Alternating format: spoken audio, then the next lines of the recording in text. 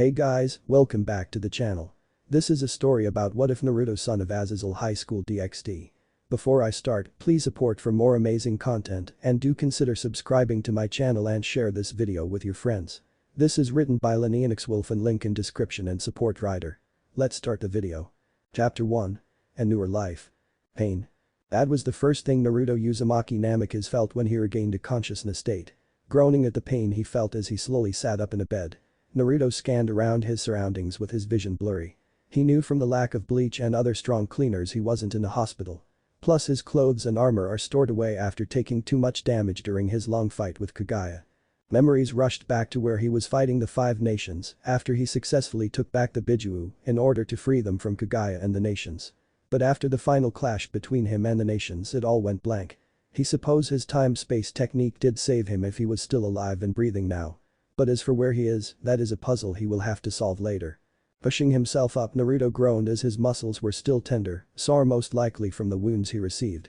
Letting his chakra flow through him and changing it to medical chakra. Naruto slowly dulled the pain as he sat up and heard the sounds of birds chirping.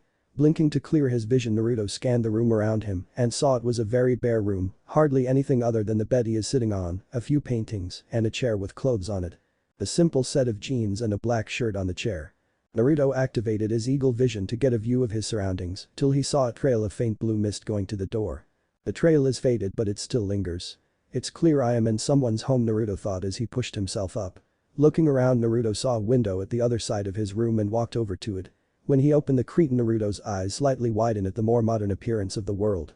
Sure, it was nighttime, but Naruto's vision wasn't affected by the lack of light. Plus this is something his world never really had, plus the fact this world almost looked like his ancestors Desmond's time. He could faintly hear the cars driving in the distance. Naruto knew with certain time-space techniques one could visit another parallel world or even go back in time. Old man sage, I am not in the elemental nations anymore, Naruto thought his disbelief.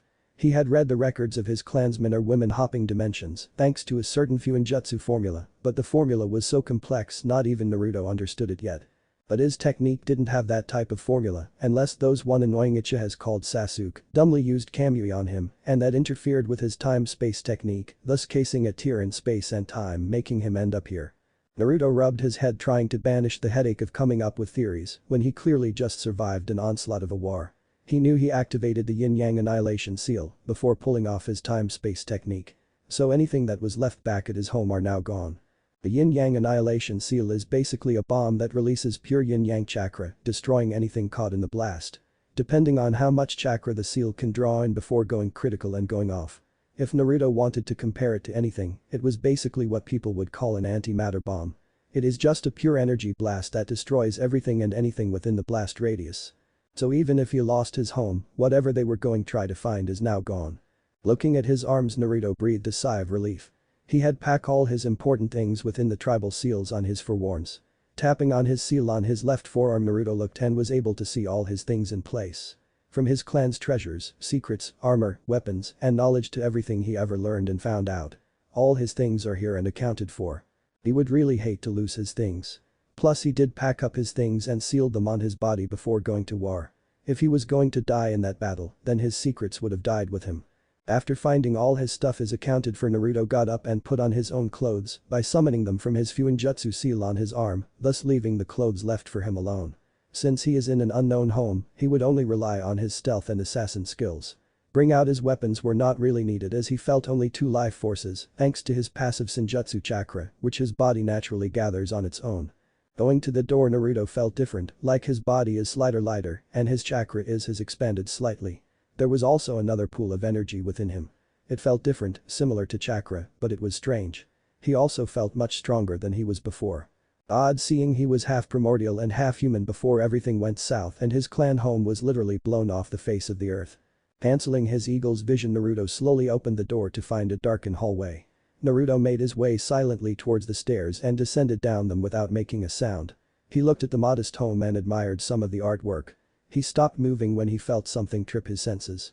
Someone had woken up from the same floor he was resting on. Quickly slipping into the shadows, Naruto stayed partly hidden, hoping to see he treated his wounds and kept him under their roof. Normally someone common reaction is to take the wounded to the hospital, but whoever these two are didn't. Naruto blinked when he expanded his senses when these two beings that were in this house felt well different. Naruto couldn't place it, but it didn't really feel human. It felt odd, something he never sensed before. He knew they were there, but they felt like something he never encountered. He had no idea who they were or what they are, but it seems they were clearly different than normal people. That much Naruto could figure out. Naruto paid more attention to these beings' energy, which one of them seemed very similar to the new pool of power swirling within Naruto. The other person's energy was completely different in nature and how it felt. One felt tainted while the other felt dark. Odd, Naruto thought, having never encountered something like this before. Clearly this world had its own person with some kind of special internal energy. But what is and what it can do is clearly something Naruto had no knowledge of. He would have to ask these beings when they wake up. Until then Naruto would investigate a bit farther about this home. "Can you hear me, child?" Naruto blinked at the voice that popped into his head. The Biju were well asleep for the most part till they recovered their powers. Which would take decades since they are reforming within him. So it couldn't be either of them, and the Shinju's voice has been silent since he had slayed Kagaya. So who could have the power to speak to him even with his mental barriers up? So. Who are you? Naruto thought with eyes narrowed. Before he had to focus on the person in the kitchen and hide from the light. He would use his chakra to hide or even disappear, but he couldn't risk such a thing, no when he doesn't know where he is, nor the abilities of the man in the kitchen. The person with the tainted energy groans as Naruto heard him talk to himself about the Lucifer girl and how she was a pain sometimes. Lucifer girl? What does he mean by that? Naruto thought as he quietly listened in. After hearing the man complain about minor things, Naruto walked out of the hidden little area and waiting for the man to notice him. Naruto was studying the man, taking in every detail about his build to determine if he was a threat.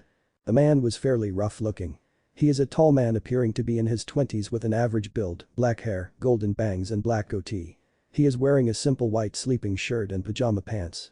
His skin is fairly dark, suggesting he was born with that tone of skin or spends a lot of time in the sun. He was also at least 6 foot 3 inches. A full 2 inches taller than Naruto. The man turned around with a sigh and blinked in surprise at looking at Naruto, whom was staring at him impassively with a studying gaze. The man also took into detail about Naruto's build and stature. Naruto had his waist-length hair and a low ponytail as his vibrant silver shaggy spiky hair seems to shine with a healthy glow. 2 bangs framing his face much like his father Minato, though his hair was a bit less spiky. 3 scar-like lines go across his face like whiskers, with 3 on each cheek. Naruto's sharp sapphire crystal blue eyes lack a pupil and sparkled like stars in the night sky. His skin tone is a healthy tan, suggesting he spent a lot of time out in the sun. His angled face and body has little to no baby fat and is mostly lean muscle like a swimmer's body. Naruto trained his body to be built for speed, endurance, agility, strength, and flexibly. He then had on a black skin-tight Anbu shirt that showed every curve of his chiseled chest without leaving anything to the imagination. Though the skin-tight Anbu shirt had one special feature on all of his others. One. This shirt was hard and tough like diamond yet lighter and doesn't restrict any of his movement. Around his neck hangs his Assassin Creed symbol, Hashirama's necklace, and an amulet locket. Black combat boots that come up to his lower calf, these boots are armored with hardened leather and looks very much like the boots Alter used. For pants Naruto got Anbu black cargo pants to maximize the amount of items he can carry. The pants were also tucked into his boots so they wouldn't get caught in any unknown traps. Over Naruto's skin-tight Anbu shirt Naruto had on a long-sleeved black thermal shirt, over that Naruto had on a thin cotton V-neck midnight blue shirt. For the finishing touches Naruto has on a cloak he has been wearing, only he modified it a bit. He removed the sleeves of the cloak to lighten the weight a bit as he will be weighted down by armor. The cloak Naruto has on is a dark faded bluish gray, along with a dark gray Anbu grade chest armor that is tied around his whole torso, hugging him tightly as the cloak remains under the leather armor. Naruto then ties a crimson silk cloth around his waist and ties it with the excess flowing down on his right side. He takes 3 black leather belts and attaches them at different angles. One belt holds his tomahawk and tanto, another holds 15 throwing knives, and the last holds his shuriken pouch with 3 other scrolls, with each scroll being a different color. Naruto then takes several of his own explosive tags, smoke bombs, rope darts, poison darts, anything he can carry on his person. He straps Death's Phantom onto his back along with Raiju his own Uzumaki blade. Putting on his Anbu bracer's armor with the hidden blades attached to the set armor. As a precaution Naruto puts on fingerless black gloves that are studded at the knuckles.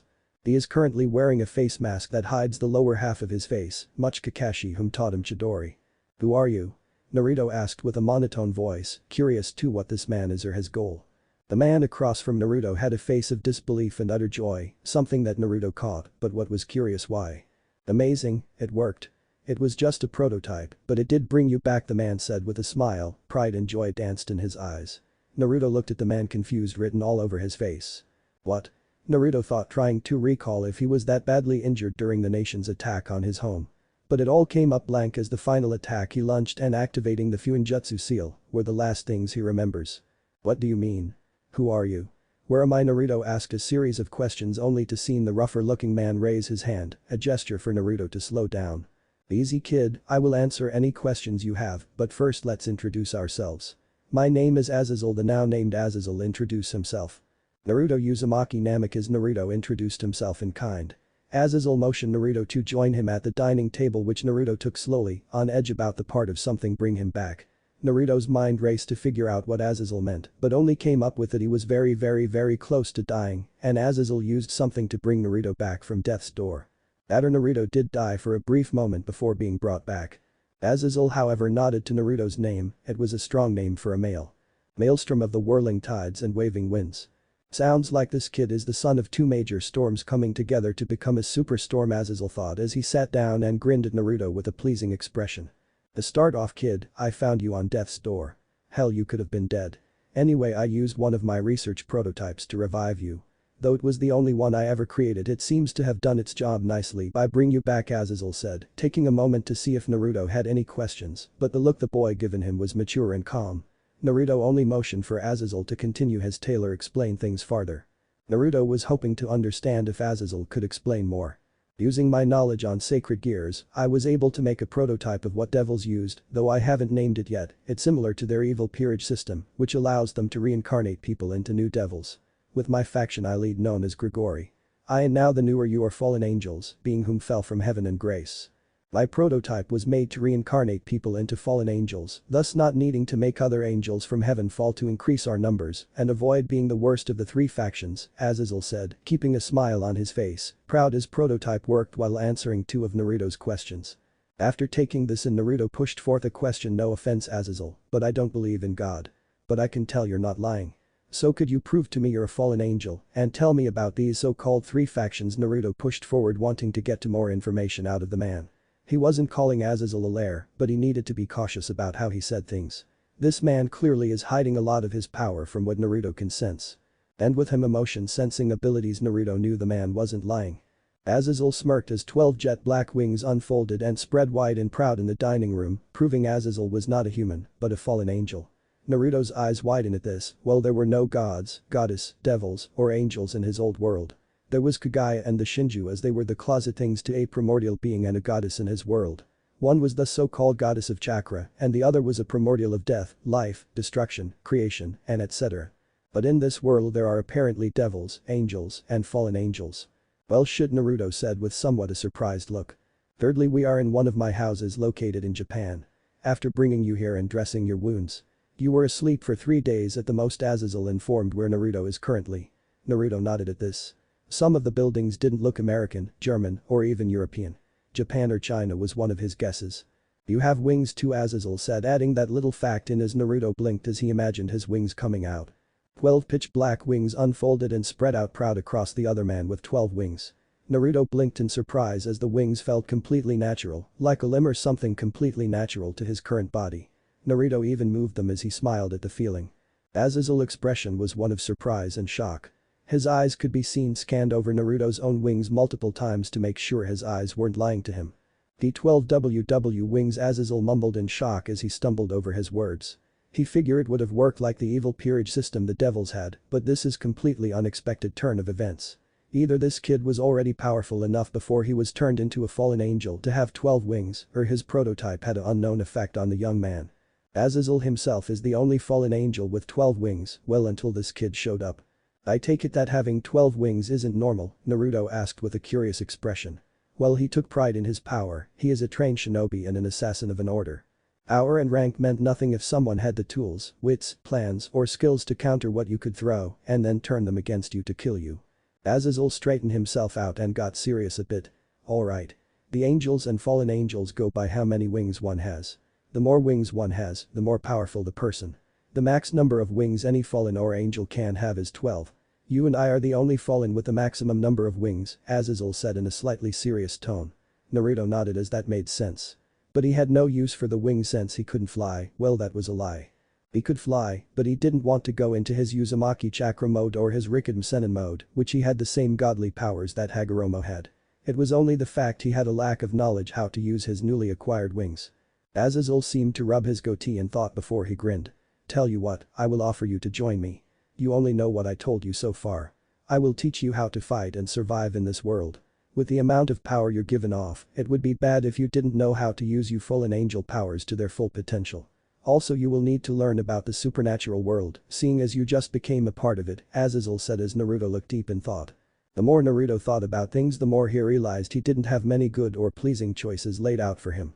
Stuck in an unknown world, now as a fallen angel with powers he isn't used to, Dieter was nearly dead, then brought back to life, has no way to identify himself with this newer world, could not possibly blend in with normal humans due to the supernatural presence, he couldn't contact any of the Bijuu who were still reforming within him after he beat Kagaya, plus he had limited information on these factions. And going back to the elemental nations is not an opinion. They hunted him down after he beat and killed the said goddess of chakra and her powers becoming his own, though he has not mastered her powers. They wanted their weapons back, but Naruto did not give them the Bijuu. They weren't things to be given away. Naruto found himself frowning. I take it fallen angels aren't popular with any factions across this world? Naruto asked incuriously. Yeah, he could very well try and blend in with the world, but it would be hard to make a newer identity when he wasn't from this world. Plus the fact this world has better technology than his old homeworld. So that also would be an issue he would have to confront to live a normal life. Which he highly doubts will ever happen. Sadly no, our kind isn't too well liked by anyone. There are always strays and rouges that betray my orders and go against them for lust, greed, or something. Honestly there are very few fallen angels in Grigori that even I trust. Azazel frowned thinking about his kind. While he hated to admit it, he had to order some of the higher ranks to take out the strays of their little group. They are the weakest faction out of the three in terms of numbers or powerful members. And that doesn't include the other factions in this world. Naruto sighed as he nodded. It was his best bet to fit in, plus he wanted to slightly know how to use his wings. Sure he could manipulate the gravity around him allowing him to fly, but that will get noticed really quick maybe. It's best if he acts like a normal fallen angel and fly with his wings. Hiding a major amount of his abilities and deceiving his foes are his best bet. He had no idea what this world contained other than devils and angels from the limited information Azazel has just given him. Azazel grinned brightly at the chance to have a newer seraph in his faction. While it was a great boon, he still needed to test Naruto on his skills.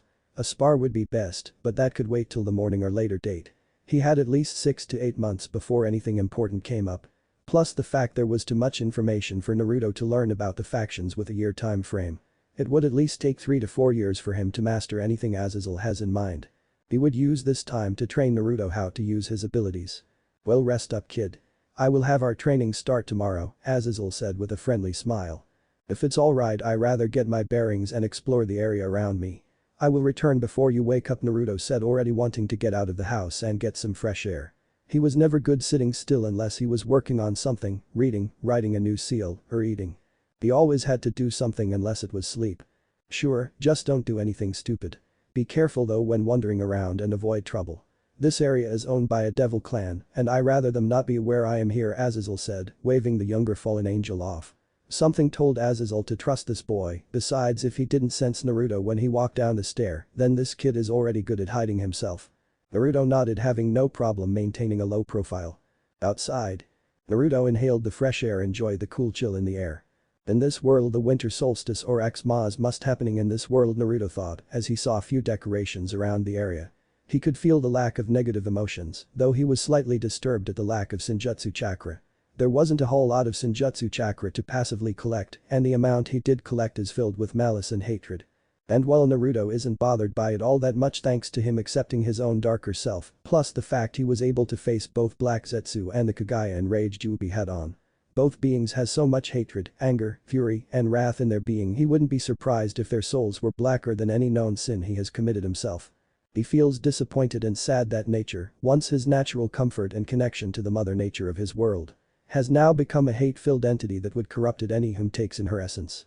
What has happened to nature for so much anger and hate to accumulate?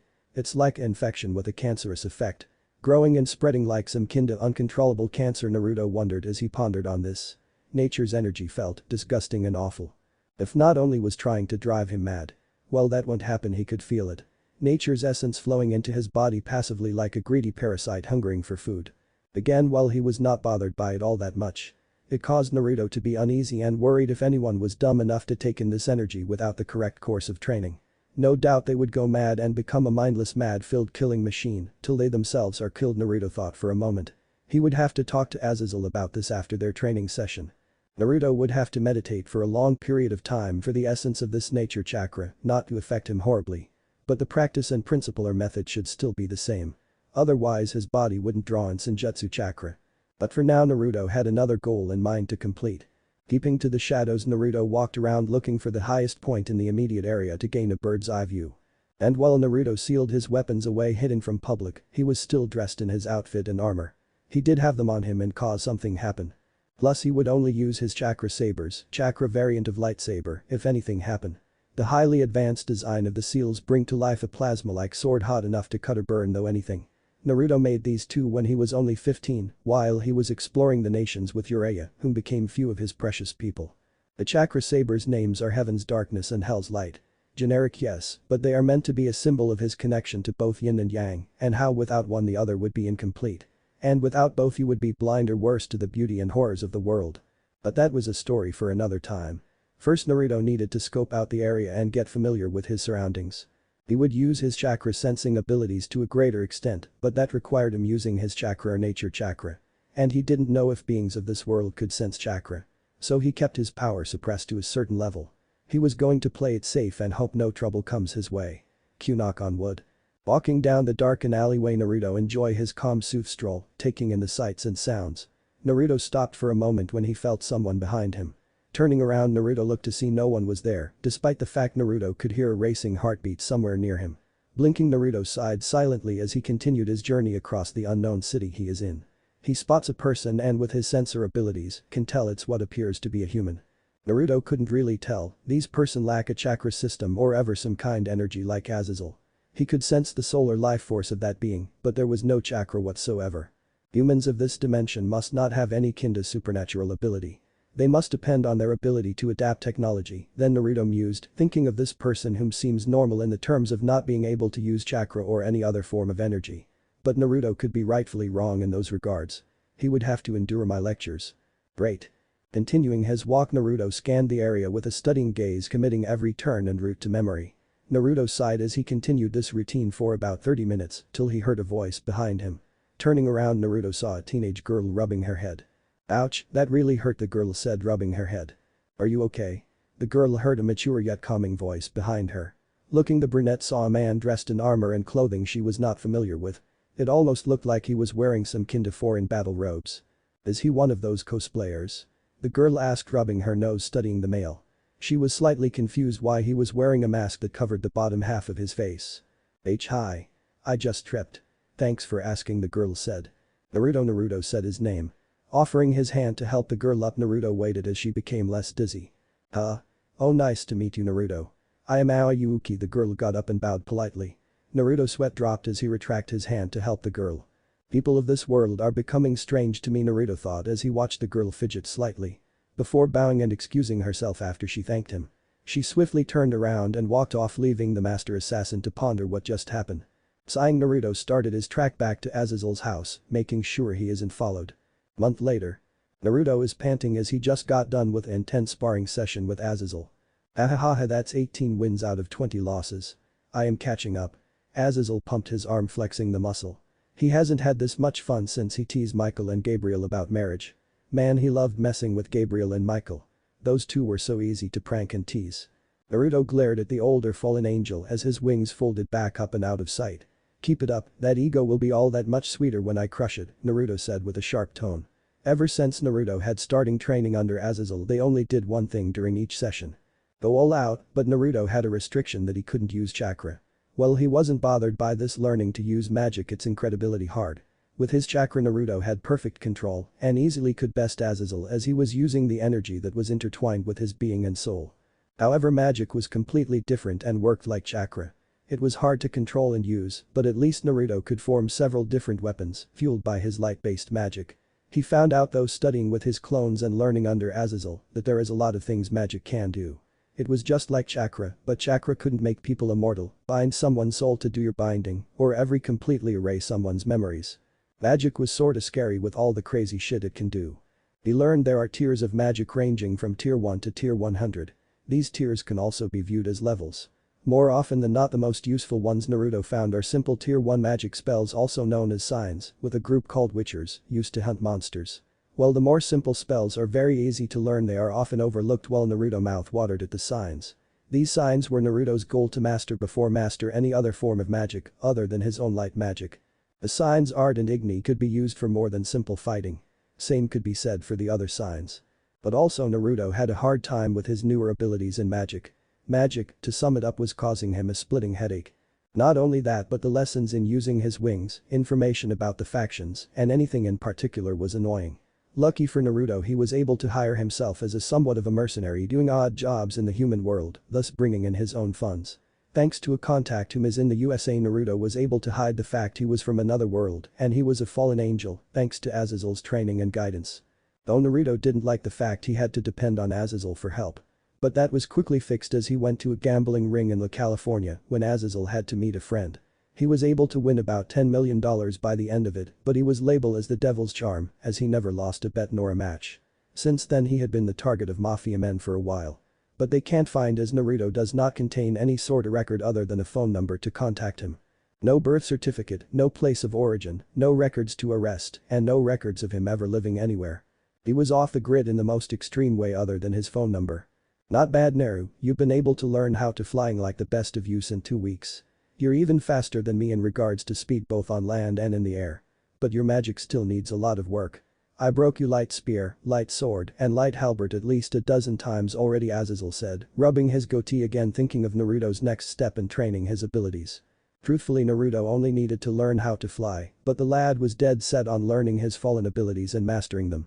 Magic, spells, and other sorts of things was the thing Naruto was focused on, though he wasn't a fully turned fallen like Azazel expected. Nonetheless, Naruto was already on par with both him, Michael, and Surzuch in terms of power, but that isn't only when he goes all out. He was a half primordial and half human. Something that caused a shiver to go down Azazel's spine.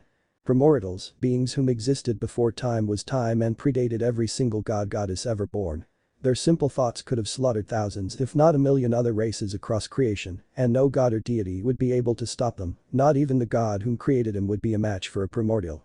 It was up to another primordial to keep the others in check, which from his research they did so without wars, fights, or complaining. This boy was half human half primordial at the time before his revival. Now he is half fallen and half primordial, and there is no telling of how much farther Naruto can go in terms of power. Before Azazel brought the boy back, he sensed the boy's power and was in awe at the raw amount of power coursing through his veins.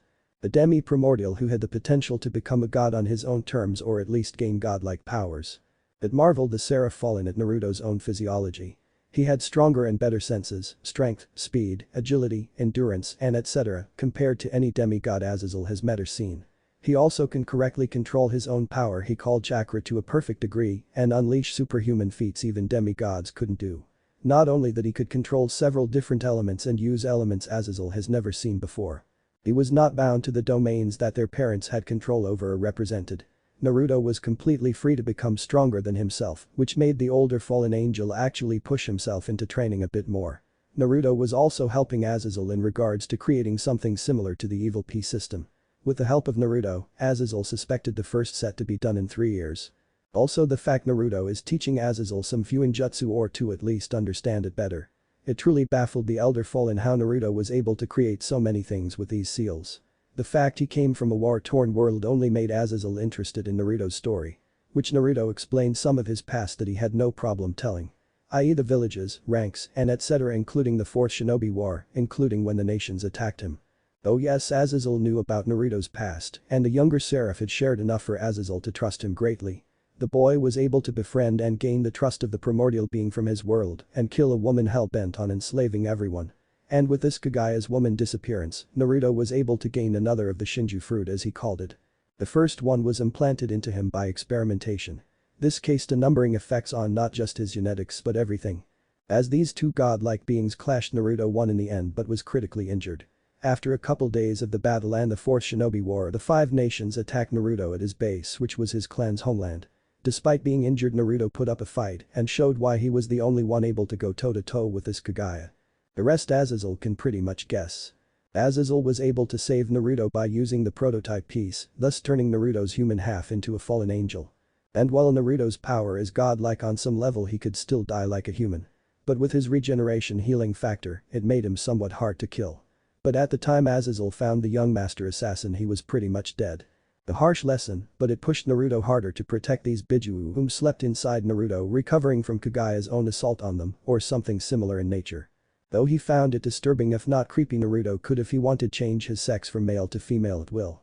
And it wasn't a simple transformation either like he originally thought when he saw it a second time. He could actually get pregnant like that, which made the poor older Fulin lose his lunch for a couple of days. "Right, Naruto, ready for another round?" Azazel asked. The hybrid of ancient being and fallen nods as he got into a stance and spread his wing out proudly. All 12 pitch black wings suck any of the light around them. Second month.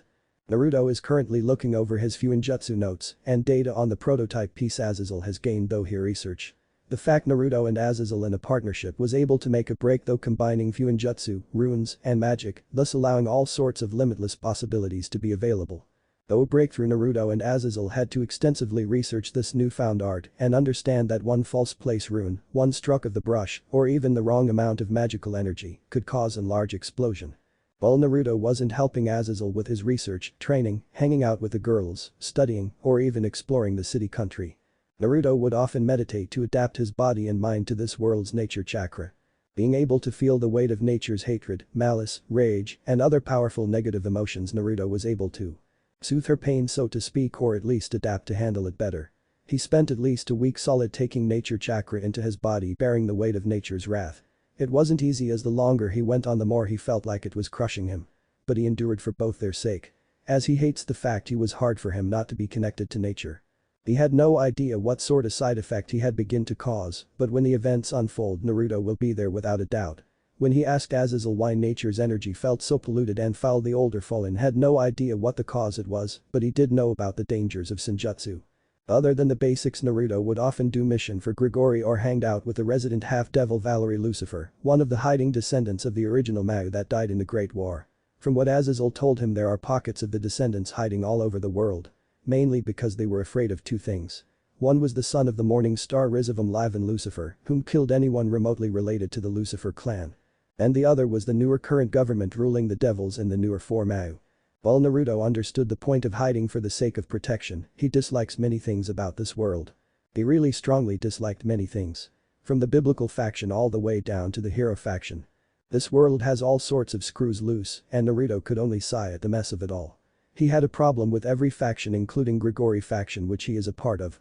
His faction was made of too many people eager to satisfy their own desires, i.e. they are power hungry or just looking for a hot quick fuck and didn't care how they got it. The angels, he believes personally, had spent too much time in the light and are now blinded by it and believe they are the good guys. They aren't. But the devils, Naruto only had a problem with the evil peace system and their laws, which put him on edge. But again, those were only a few things he disliked about all the factions. In all honesty, Naruto had a lot of things he disliked about these factions. As an assassin, his creed and order, the highest and number one goal at all times, is pursuit of total freedom for all people. This objective led the assassins to oppose tyrants and oppressors alike, as well as engage in rabble-rousing efforts in the aim of motivating the people towards change and improve living for all. It also led the assassins to become sworn enemies of the Templar Order, who prize purpose, control, and order above freedom. Although freedom is their highest goal and ideal, the assassins have also prized other ideals at various points in their existence. Examples included peace, justice, and knowledge, while certain other individuals pursued personal objectives such as vengeance. Now, having all the memories of his deceased parents and ancestors may sound great and all, but it was honestly a headache not. But Naruto valued many things above all else. Some were freedom, his bonds, family, friends, knowledge, love, understanding, compassion, and nature. He also followed the creed and never killed an innocent, keeping his hands clean in regards of that. He only killed the corrupted, evil, and vile, which were numerous back in his homeworld. But in this world he had lost count of how many people that needed to be set straight or at least taken care of. He had lost count of how many souls he sent to the Shinigami, and now that count will only grow now. And while his order was not perfect by any means, Naruto had done better than any of the shinobi villages by spreading peace to the people that could not otherwise defend themselves. He held no illusions that he was a good guy, he took lives of others to make change where change in a world controlled and gripped by hatred. But damn it, at least he stood for something he fought tooth and nail for. No village both past and present can say they united several smaller nations and their hidden villages in the pursuit of peace and harmony. No man in any nation can say that they themselves had fought for equality among all and asked for nothing in return. Very few can ever say that they knew all the Bijuus names by heart and understood them. None could say that they wanted to protect the Bijuu and let them roam free and not sealed away. Yes, he took the Bijuu, the means for them to cause widespread destruction, but in doing so, he made sure no one would ever misuse them and their power. He highly enjoyed the presence of each Bijuu and respected them like living beings. Something the Bijuu as a whole hardly if ever found in a human being. The Bijuu trusted Naruto, and in doing he was allowed to use their power as he wished, though he avoided from doing so. He wanted to rely on his own skill and power before he ever asked any of them for help. He honestly wanted them to be free and not be within his body, but they refused to leave his side. Also, if anything, Naruto just rather had gone off his own, but then again there was a problem in that aspect. He did not want to reveal any of his skills, nor powers other to Azazel, whom is one of the few people Naruto trusts. He wanted to blend in with this world's and habits, and also he needed to learn his fallen abilities and anything regarding his new status. He had not made any enemies, but he kept a far enough distance from any other supernatural being unless it proved impossible for him to avoid. He was warned by Azazel to keep his appearance in the supernatural world to a limited amount. Often if not, Naruto hidden his own fallen power by only spreading only one set of his wings in order to fly. He also worked with few other fallen angels such as Rainer, Kalwerner, Middle, whom all three sworn their loyalty to him after finding out though mistake he was in fact their faction's second seraph level fallen. Though not bothered by this, he made them swear to say nothing about his status among the fallen, which they agreed. Something since then had coaxed the three to flirt, tease, even try to seduce, since Naruto is rightfully one of the strongest fallen ever. And while those three had their own quirks, he made sure to treat them kindly and with respect. He also took time to train them a bit in certain areas they needed to work on, i.e., such as their speed, control, or strength. And surprisingly they took his training seriously, not wanting to disappoint Naruto by any means. Honestly, all three girls rather liked Naruto as he was not just wise but fair in his teaching. Sure, they are several times older, but he was several times more skilled, powerful, and calm. By the end of the second month they all developed a crush on the much stronger fallen, instead of just lusting after him for his power and strength. They knew from stories of other wives that are married to strong fallen that Naruto was husband material. All they have to do now is get him to notice them romantically. Of course this was easier said than done. While he wasn't with Rainer, Kalwerner, Middle, or even Valerie, Naruto would often or not be sent on more scouting missions where he meet other fallen him whom were of the least troubling kind of their faction. Naruto would lead by example, and pretty soon the whole faction knew him by two names. Executioner or the Unknown were the two names given to him by several fallen. They named him Executioner for the way he fights and finishes off his foes whom dared stand against Azazel orders and harmed innocents. Now Naruto has not fought many times, but during the short battles he did take place he was simply lethal and deadly to go against. He showed little mercy to any whom harmed innocent civilians, especially kids. Also the fact most of them attacked Naruto with lethal force, Naruto simple responded in kind. The name the Unknown came from the fact no one knew how he fell, how old he is, or even what his skills center around, as no one ever seen the few fights last more than 2 minutes. How many if not all the fallen didn't know one thing about Naruto, and the only one whom seems to have a clue is Azazel, but he hasn't spoke a word about the newer silver-haired fallen. Not even the other leaders of the Grigori knew a thing about Naruto. Sure, there were questions, but Azazel just mostly smirked and laughed it off as not important. Which really annoyed them all to no end. Naruto was indifferent to anyone that he wasn't familiar with in Grigori. He got along with Azazel just fine. The man sorta reminded him or Jiraiya, and thus their friendship went along beautifully. If you can count the amount of times they tried to prank each other and laughed like close buddies. May his soul find peace. But things were taking an interesting turn as the wheels of fate were halted and broken the very day Naruto arrived. Naruto's stats. Name: Naruto Uzumaki Namikaze. Age: 18. Race: Primordial Fallen Angel. Rank: Grandmaster Assassin, Xanbu, Xanbu Captain, Xanbu Commander, and Sage. Affiliation: Grigori. Titles: Executioner, Butcher of Humanity, Hidakiri Batmsai, Black Death, and Nidaime Rikidem Senin. Element releases: Wind, Lightning, Fire, Water, Earth, Yin, Yang, and Yin Yang. Sub-elements: Wood, Ice, Swift, Crystal, and Storm. Isolated elements: Gravity and Void. Hekkei Jinkai. Rinnegan, Sharingan, EMS, Eagle Vision, and Ancestor Memory. Unique traits: enhanced superhuman condition, Uzumaki healing factor, chakra chains, emotion sensing enhanced EYESIGHT varying types of vision, several other abilities. Threat class. S-class, avoid at all cost. Weapons. Raiju, Death's Phantom, Widow's Wire, Horizon, Flame Empress, Kubikrubmch, Discord and Harmony, Hidden Blades, Robe Darts, Sage Bow, Hell's Light and Heaven's Darkness, Poison Venom, Bombs, varying types, and several weapons or items. Skills.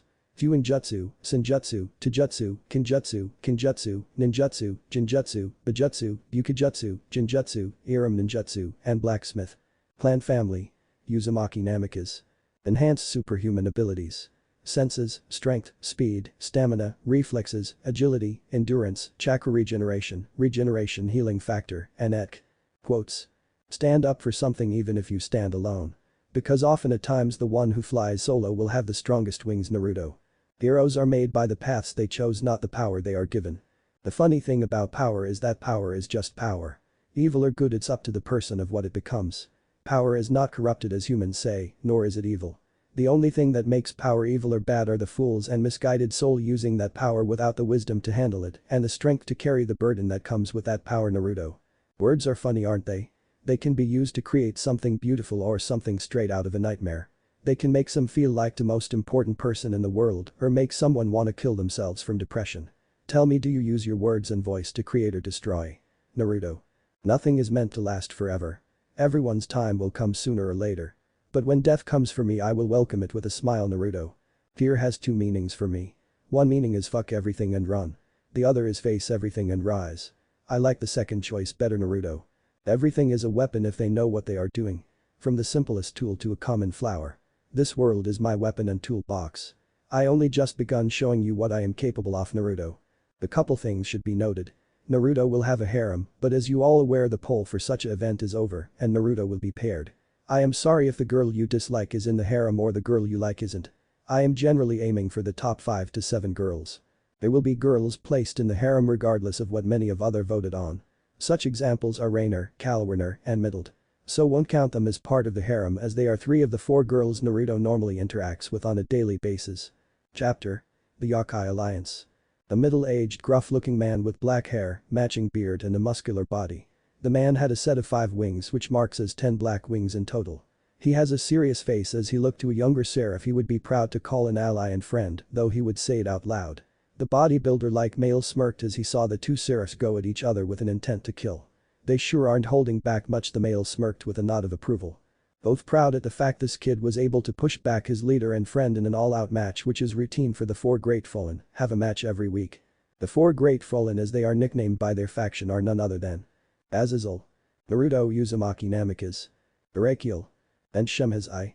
These 4 Fallen were the top of the Fallen brass and are highly powerful and skilled in their respected arts. They were also the strongest of the Fallen in terms of strength, speed, power, skill, and knowledge. Azazel, as the Governor-General, was the commander-in-chief of the Grigori faction. As such, he relayed orders, peace treaties, and etc. Shemhazai is the Vice-Governor-General and in charge if Azazel is out of reach or commission.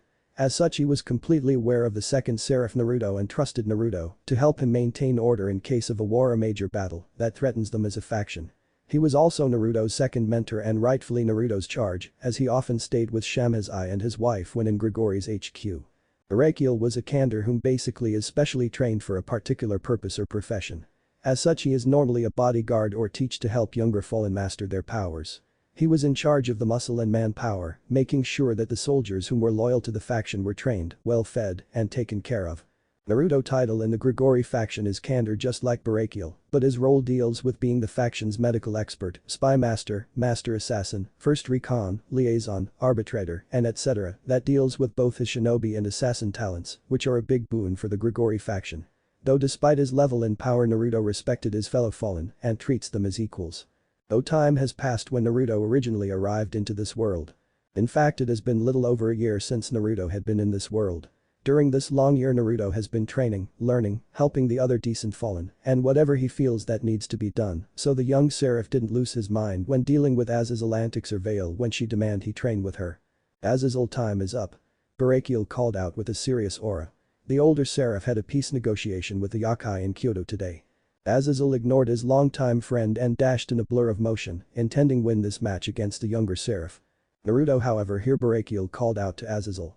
Naruto also knew from training with Azazel that the older Seraph planned to win this match as Naruto won the last match by tricking Barakiel. Page Bunch and Naruto mutter as 4 clones popped into existence and charged Azazel, whom sent 4 spears of light, though the clones chest easily. Only to blinded by the proof of smoke. Azazel's eyes widen as he felt and sensed Naruto appear in front of him with pure speed.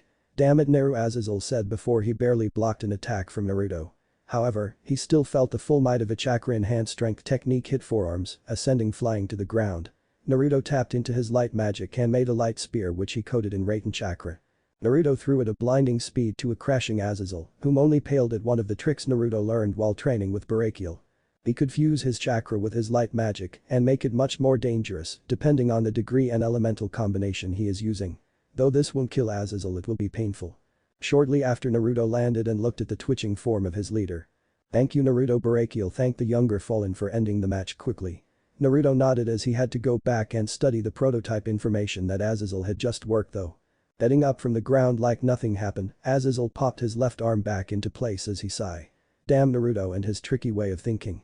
But goes to show you he is the real deal when it comes to being an assassin, Azazel thought as he rubbed the back of his head and yawned. "Good match Naruto. Using only your cage bunch and smoke as a distraction to mask your approach and take me down," Azazel said with a smirk.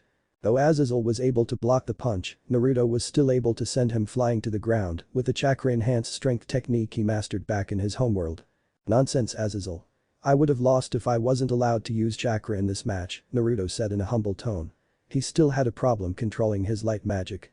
"Well, he is better than he once started." Azazel said he still has a long ways to go. In which Naruto agree, as he isn't as good like Barakiel or Azazel in the use of magic or light magic for that matter. "Anyway Azazel, you have a meeting with the Yakai faction in Kyoto, get cleaned up and ready. We are already running late as it is," Barakiel said in a serious professional tone. He had business to attend to which some Rouge Fallen messing with a small town within the country of Norway. Why they were there Barakiel had no clue, but from Naruto's spy network, the leaders of the Grigori were much better informed.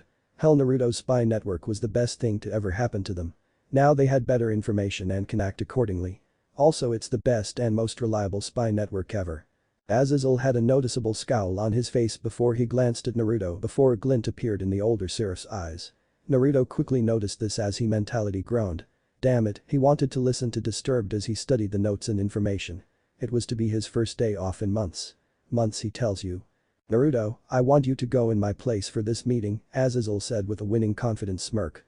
Naruto's eye twitched as Azazel just proved to be incredibly lazy and doesn't really like doing work.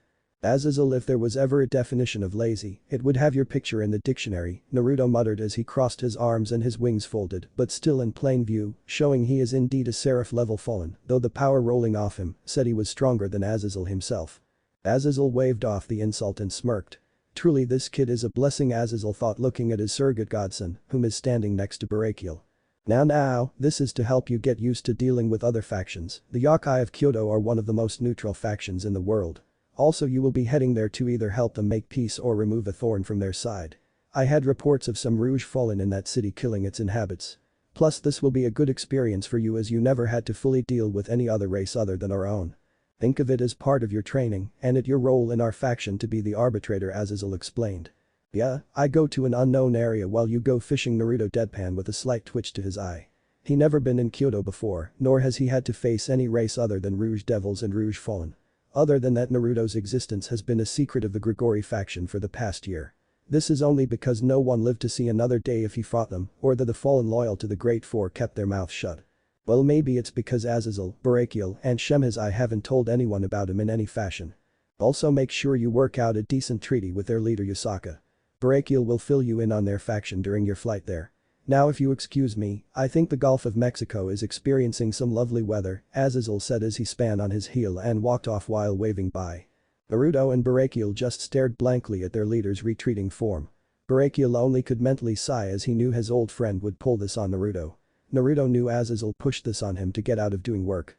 While his job covered many subjects in Grigori, he was the go-to person for settling a dispute as he was able to make great peace solutions. I wonder what Shemhazai will do when he finds out Azazel pushed this onto me when I am already busy hunting down so many Rouge Fallen while maintaining a spy network, Naruto said with a shake of his head, thinking of the vice governor, whom also became his sparring part and mentor, along with Azazel. knowing Shemhazai is close to gaining the rank of Seraph among the fallen. Shemhazai is the only one besides Naruto whom punishes Azazel for doing something stupid. Also the fact his wife is a devil and the fact she make the best damn cookies he ever ate before makes Naruto like his time being around the wife and husband. No telling with Shemhazai, Barakiel said, thinking of his close friend other than Azazel or Naruto. By the way, have you heard from him or his wife? Naruto looked at Barakiel with a questioning look, whom shrugged. Maybe going at it like rabbits, Barakiel shrugged, not caring what he said around Naruto. While working, Barakiel is a serious, rigid warrior type personality. But off work and around friends like Naruto, Azazel or Shemhazai, he is relaxed and cool. Though Naruto has mentioned the man just takes jokes way too seriously. Dude, if you're that lonely then find a woman you can marry or at least date, Naruto said with a light scolding tone. He honestly thought the man needed to get laid or find someone to love, cause a depressed Barakiel is not right by any means. He was aware of Barakiel's past with his deceased wife and his daughter, whom is in the peerage of Ria's Gremory, whom is the younger sister to the current Mao Surzich Lucifer. The cloud of depression formed over the older fallen as he muttered, "They aren't the same as my Shuriheim," Barakiel said in a depression and sorrowful tone. Naruto sighed as he patted Barakiel's back in support as he knew the feeling of losing a lover. He never told the other fallen this cause no one else in the elemental nations knew Naruto had a secret relationship with an ill woman whom was dying. He never knew she was dying until after she passed, of course. But that story is for another time. Tell you what. We both will go get shit-faced drunk and have fun in LA after this task is done, Naruto said with a comforting smile. Barakiel looked at Naruto with appreciation in his eyes and nodded. It was nice having Naruto around. He was deadly, serious, and dangerous when needed. And when not needed he was a loyal friend, kind-hearted person, wise, and great cook. I'll go get ready for the peace treaty, Barakiel. Hopefully we can build bridges with other factions, Naruto said with a sigh. Barakiel nodded as he walked off to get some documents for the treaty. 35 minutes later. High in the dark night sky, a dark-clad figure could barely be seen as he flew towards Tokyo. That figure is Naruto, Harkander. Naruto was flying in the air far above the crust of the earth. He looked down at the humans and other races below with a studying gaze. Naruto only has one set of wings out as he kept his massive powerful reserves hidden. This also helped deceive any whom think he is a very low-tier fallen. Barakiel, what kind of Yakai will I be dealing with? Naruto spoke into his earpiece. You will be dealing with Yasaka, a Kyuubi no Yoko and her ghouls, Yakai, and other races that call Tokyo home. As such, it's important to remember they are strongly neutral to the devils, angels, and us fallen. This meeting is meant to allow you not only trade with the Yakai, but also have another area we can work and operate in. By doing the two tasks you've been given, we may be able to halt the process of our numbers decreasing. Or at least find newer members whom aren't fallen. But first we need to build relations with Yasaka, which is what you will be doing first, Barakiel said over his own earpiece. Roger, what kind of profile does this Yasaka have? Naruto asked, which caused the normally serious fallen to smirk at Naruto being professional when needed. From the little we could gather thanks to your spy network, she is a Kitsune Yakai whom has 9 tails. Yasaka is a golden blonde-haired woman with matching eyes and is normally seen wearing a shrine made in her priestess outfit. She is a single mother to a small kid named Kunu, whom is also a 9-tailed fox as well, but she isn't even at the age of 10 yet. Not much on the father of the child other than that she is close friends with Queen of the Damned, the newer 3 Dark Lords whom are females, and some members of the Shinto faction. But other than that we never been officially invited into their territory on a peaceful term before, Barakiel explained. Got it, thanks for the heads up, I will see you later, Naruto said, disconnecting the call. Little. My spy network was able to give me day-by-day detailed reports from anywhere in the world, plus I have thousands of hackers both human and supernatural, helping me identify threats. Has something happened? Naruto thought as he flew a bit faster. Halting in his flight, Naruto closed his eyes and tapped into his nature chakra. Swiftly going into Senendo, Sage mode, as his eyes changed from sharp sapphire crystal blue to golden amber with a black slit for a pupil. Reddish pigmentation formed around his eyelids, and his whisker marks also turned to a 3-board jagged red pigment.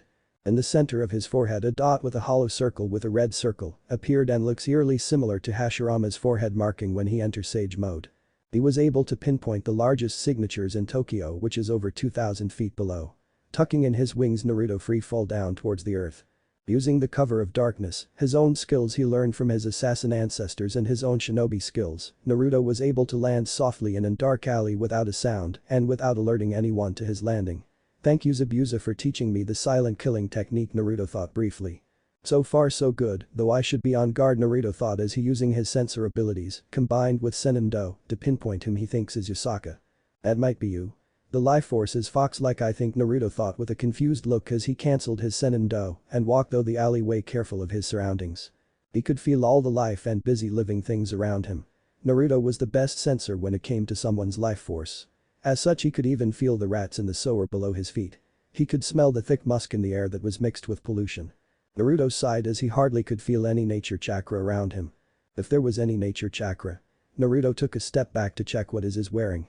He is currently wearing black dress slacks, black dress shoes, a black leather belt, a long-sleeved white button-up business shirt that is tucked in into his slacks. Under his white dress shirt is a specially made armor Naruto had made long ago. He then had on a black skin-tight ambush shirt that showed every curve of his chiseled chest without leaving anything to the imagination. Though the skin-tight ambush shirt had one special feature on his all of his others one. This shirt was hard and tough like diamond yet lighter and doesn't restrict any of his movement. However, it was out of view, so one will not see the skin-tight ambush shirt. Naruto also took to wear a business vest which he also lined with seals to make it tougher, stronger, and more durable than it normally was. With that, he also had on a blood red tied around his collar. Around his neck were 3 necklaces which each one held an important place in Naruto's heart. Around his neck hangs his Assassin Creed symbol, Hashirama's necklace, and an amulet locket. The final thing Naruto is wearing is his trench coat tailored by a professional. The coat itself came down to his knees lengthwise and also had long sleeves instead of normal short sleeves. This all came together completing a hitman lawyer type look. Using a skill he learned from his assassin ancestors, Naruto blended with the crowd completely in a calm manner as he kept himself hidden in the open, a hidden blade among the crowd. He kept hidden and arrived to where he sensed a massive energy signature. And sees a woman talking to 3 other women. Though he sensed nothing special about them. She appears as a young woman with a voluptuous figure and blonde hair with matching eyes. She is also dressed in a shrine maiden attire. Though her figure is not hidden by the maiden outfit she is wearing. Naruto could easily tell she had curves in all the right places, making her body seem like an hourglass, which Naruto found her oddly and beautifully attractive. She has at least a DD cup-size breast and didn't seem to sag at all. In fact, they looked perfectly round and plump as they lightly jiggled around with her breathing or moment. Her face was in a heart shape and her lips are light pink and fully kissable. Her delicate facial features seemed to be crafted by an artist and whom understood the concept of beauty. Naruto admired her figure even more when he noted her stomach looks flat and toned, and from what little exposure of her legs he can see they are smooth, long, and toned. Naruto mentality went through a checklist of all her features. He mentality added she looks damn near perfect. Naruto admired the fox body across the street as he studied her through a window. From her scent alone, which he can smell in this dense city, Naruto knew she smelled like a fox. Tapping his fingers, Naruto waited till the humans left so he may speak to the Kyoto Yakai leader. Seeing she wasn't bothered by anyone other than other Yakai waving hi or greeting their leader. Naruto walked amongst the crowd showing little hostile intent but still on guard if he needed to fight or bail out. Smoke bombs come into play if he needs to make a quick dash. Walking calm, Naruto approached the leader without making a sound or revealing his presence. Isaka Dono, I presume? Naruto said with the honorific Dono. As he knew he could be friendly to pretty much any fallen he comes across. Naruto does not know Yusaka's mentality nor how she acts. Being respectful and polite was his best bet to appear not much as a threat. Though he still loathes being so damn formal. The beautiful blonde nearly jumped when she noticed Naruto's presence. She hadn't sensed him. Yes. Whom might you be? Yusaka said with a curious yet guarded tone. She idly noted he was very handsome and good-looking despite his young appearance. She could quite place it, but he smelled odd for some reason. Other Yakai just took notice of someone get near their leader without being noticed. I am terribly sorry if I startled you. I am Naruto Uzumaki Namikaze. I am replacing Azazel as he is currently unavailable. I hope this does not hindrance anything, Naruto said politely. Well, cursing Azazel mentality for being a lazy ass again. He really needed to beat some sense into the man, but every time he had got to the point he was going to, Azazel somehow knew to disappear and hide from both Naruto and sham his wrath. It's quite alright, Uzumaki-san. Please hit, Yusaka said politely with a smile. Through her tone, Naruto can hear slight disappointment in not meeting with Azazel, which is understandable. Azazel, while a great friend and good leader, his laziness tends to interfere with his job. Naruto sat down with the Yakai leader, ignoring the glares or stares. Now I wish to ask Isaka Dono why the sudden reach out to our faction. From what I understand, many Yakai dislike fallen, Naruto said, starting off the conversation with a simple question. Well, you see, we are having some problems with some members of the Grigori faction. I do doubt it's because Azazel had ordered such actions. We even lost some members due to some attack these fallen have been behind, Yusaka explained. Naruto frowns at this news. Maybe that's why I have little information on this region. My spies have been getting killed thanks to our own men. But who has leaked the identities of my spies? How far is my spy network compromised? Naruto thought seriously. If this is true, then his spies whom are strictly loyal to him are in grave danger. But the fact some members have been attacking another faction does not strike Naruto as a surprise, but it is the faction they attacked. No, Yasaka Dono, no such order was given to attack your faction or any other faction. In fact, Azazel's strict orders were not to interfere with the lives of humans and not to attack any other factions. Those who disobeyed this order are either just recent fallen angels that aren't part of Grigori, or they had gone against Azazel's orders and started attacking your people, Naruto explained while thinking of something. They have not received a report about the fact any new angels falling from grace. And for all Naruto knew, the angels have been locked up away in heaven, keeping limited contact with any faction. Their home bases are the Vatican and some major other cities that have a strong biblical influence in the region. Though their strongest is around the Vatican, Europe and France. Or at least around that region from what he can tell. Grigori's stronghold is within the underworld, but in the human world, they control some of the islands of the coastal waters, where tourists are their biggest money maker. The devils, from what Naruto knew, also had a strong hold in the underworld, but the human world it was hard to pinpoint as each family had their own territory and area they controlled or preferred. These areas could be a mansion, small city, or countryside. It solely depended on the clan. With the Gremory clan it was bits and pieces of Europe and a city in Japan. With the Citri it was a couple of mansions or hospitals in France or US. And the list can go on. Not to mention all the safe houses hidden around with world. Naruto himself owns a couple islands he privately owned and racked in a decent amount of cash every month. Though most of the total earning are spent on bills, supplies, the humans that work for him, or etc. He also managed to own some exciting banks in the mainland by either manipulating and taking care of the corrupted bankers that were there. Replaced them with a reinforced cage Banshina and managed them at a distance. Thus the income of the bank improved and so did the lives of the workers. Of course no one knew this other than Naruto. He didn't need Azazel or the other breathing down his back about interfering with mortal lives. Plus the private island are bases Naruto can go to and stay hidden. One of them he designs for his sole use and as such it was heavily hidden by Jinjutsu, seals, and some barriers Naruto has learned from Shamhazai. This island is just off the coast of the Bahamas, which he has chosen for his home. He was rich enough to afford the privately owned land hidden from the supernatural and non-supernatural world, but he wasn't rich enough to turn any heads or draw attention. But really, is it a bad thing if he helped improve the area and livelihood of those who work for him without them knowing? It was a win-win for Naruto and the workers whom were barely able to pay their bills. He has income every month and they can now afford to pay their families. Just because he was an assassin and shinobi doesn't mean he is evil or cruel. Well, I guess it's a bit of relief that these attacks aren't issued orders. Tell me, what are you going to do with the fallen near the abandoned church? Yusaka asked, curious to what this fallen will do. Naruto had held a thinking pose as she spoke and as he thought 1,000 other things. Simple, I will ask them to leave peacefully. If they refuse I will use force. And if becomes too dangerous for the surrounding area I will remove them. Naruto said with a frown. Naruto didn't honestly like killing. He rather avoid conflict and war altogether, but sometimes it just doesn't work out like he hopes. And sometimes people commit crimes that cannot be forgiven by any means. These beings are the ones he hunts and kills.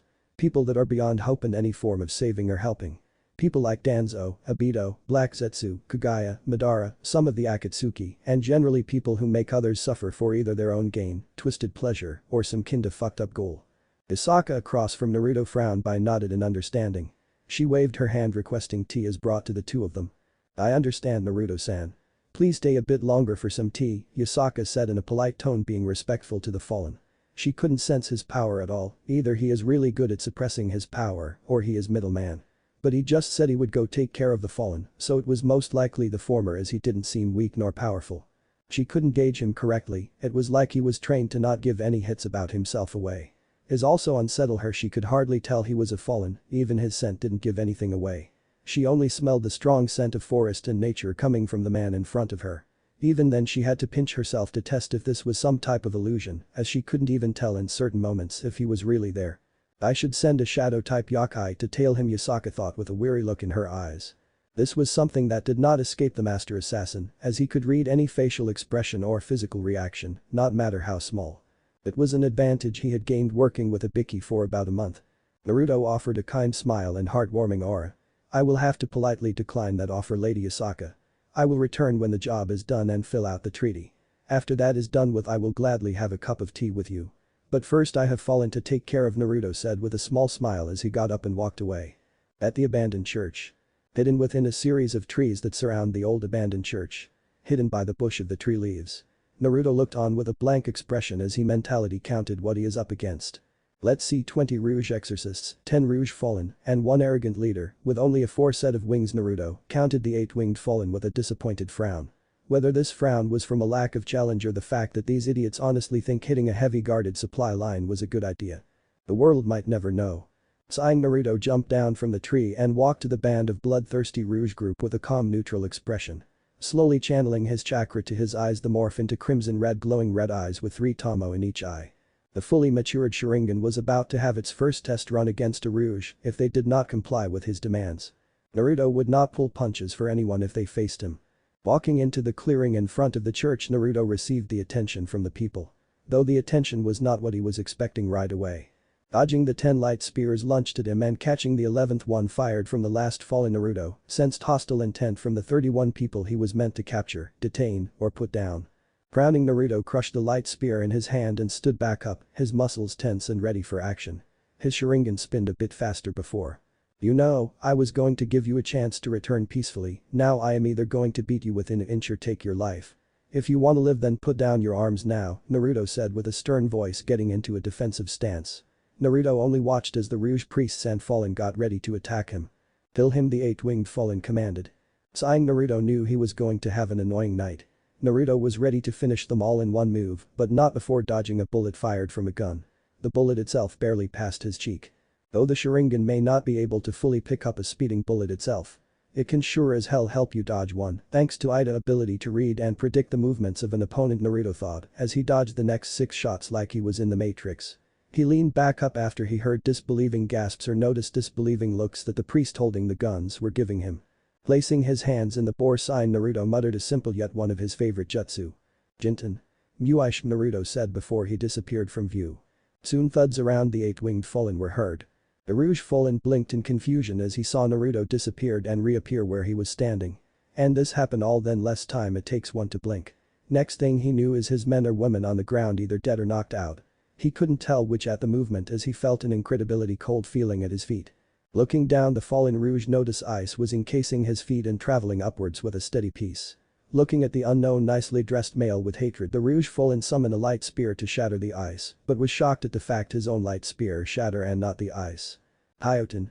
Ryuten Kanken, Naruto said out loud as the ice kept creeping up to the Rouge waist, and by then the ice was too heavy as he fell over, struggling to get out of the encasing ice. Ice release. Frozen imprisonment. Naruto looked at the downed fallen and trapped fallen that were in front of him without an emotional look reflecting in his eyes. Gathering a large amount of chakra, Naruto channeled the chakra into his palm of his right hand. Soon a purple rotating vortex with white and purple aura appeared in his hand. It only looked like a vortex of the swirling night sky. Standing before the fallen, Naruto held the swirling void element in his palm as he admired the beauty of this element he mastered through insane training right before he faced Kage or Madara. With an open palm outstretched to the fallen, Naruto said in an emotionless voice. Kton. Kyomu ni Hikakoma, and the effect was instant.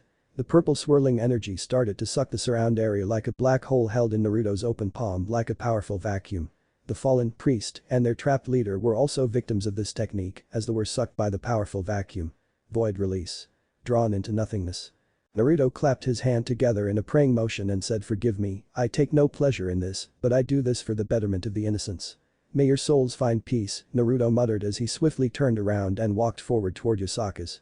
He would really like some tea and to rest. Using Kton takes a lot out of him even if he mastered the element. It drained more chakra than any other sub-element he has. As Naruto waked away from the scene, he disappeared in a murder of crows. Yasaka's home. Naruto stood outside the giant shrine as he didn't feel Yasaka's presence. After going back where he first met her, an elder old Yakai had told him to head towards the shrine as she invited him to have a formal meeting in her home where they can iron out the details of the peace treaty. Knocking on the large wooden door entrance, Naruto calmly waited for an answer, which wasn't long before an answer came. In the shape of an elementary school-year-old girl.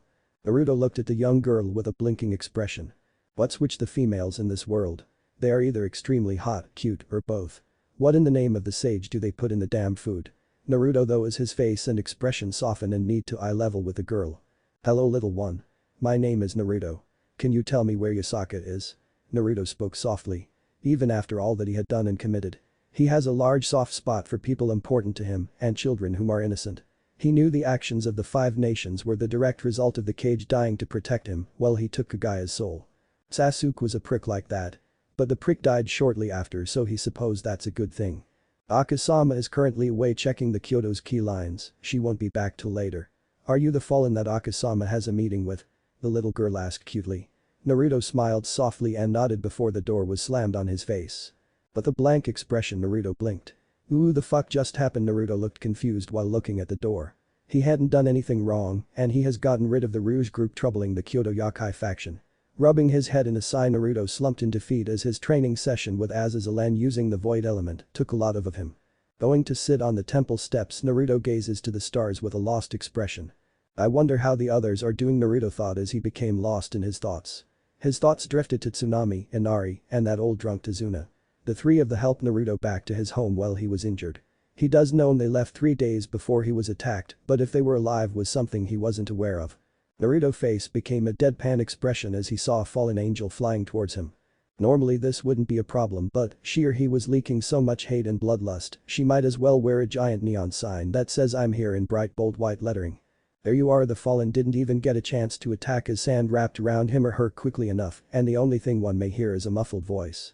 The sand bent backwards before launching the fallen at supersonic speed to the horizon of the earth. Naruto looked impressed but noticed the actually acted on its own.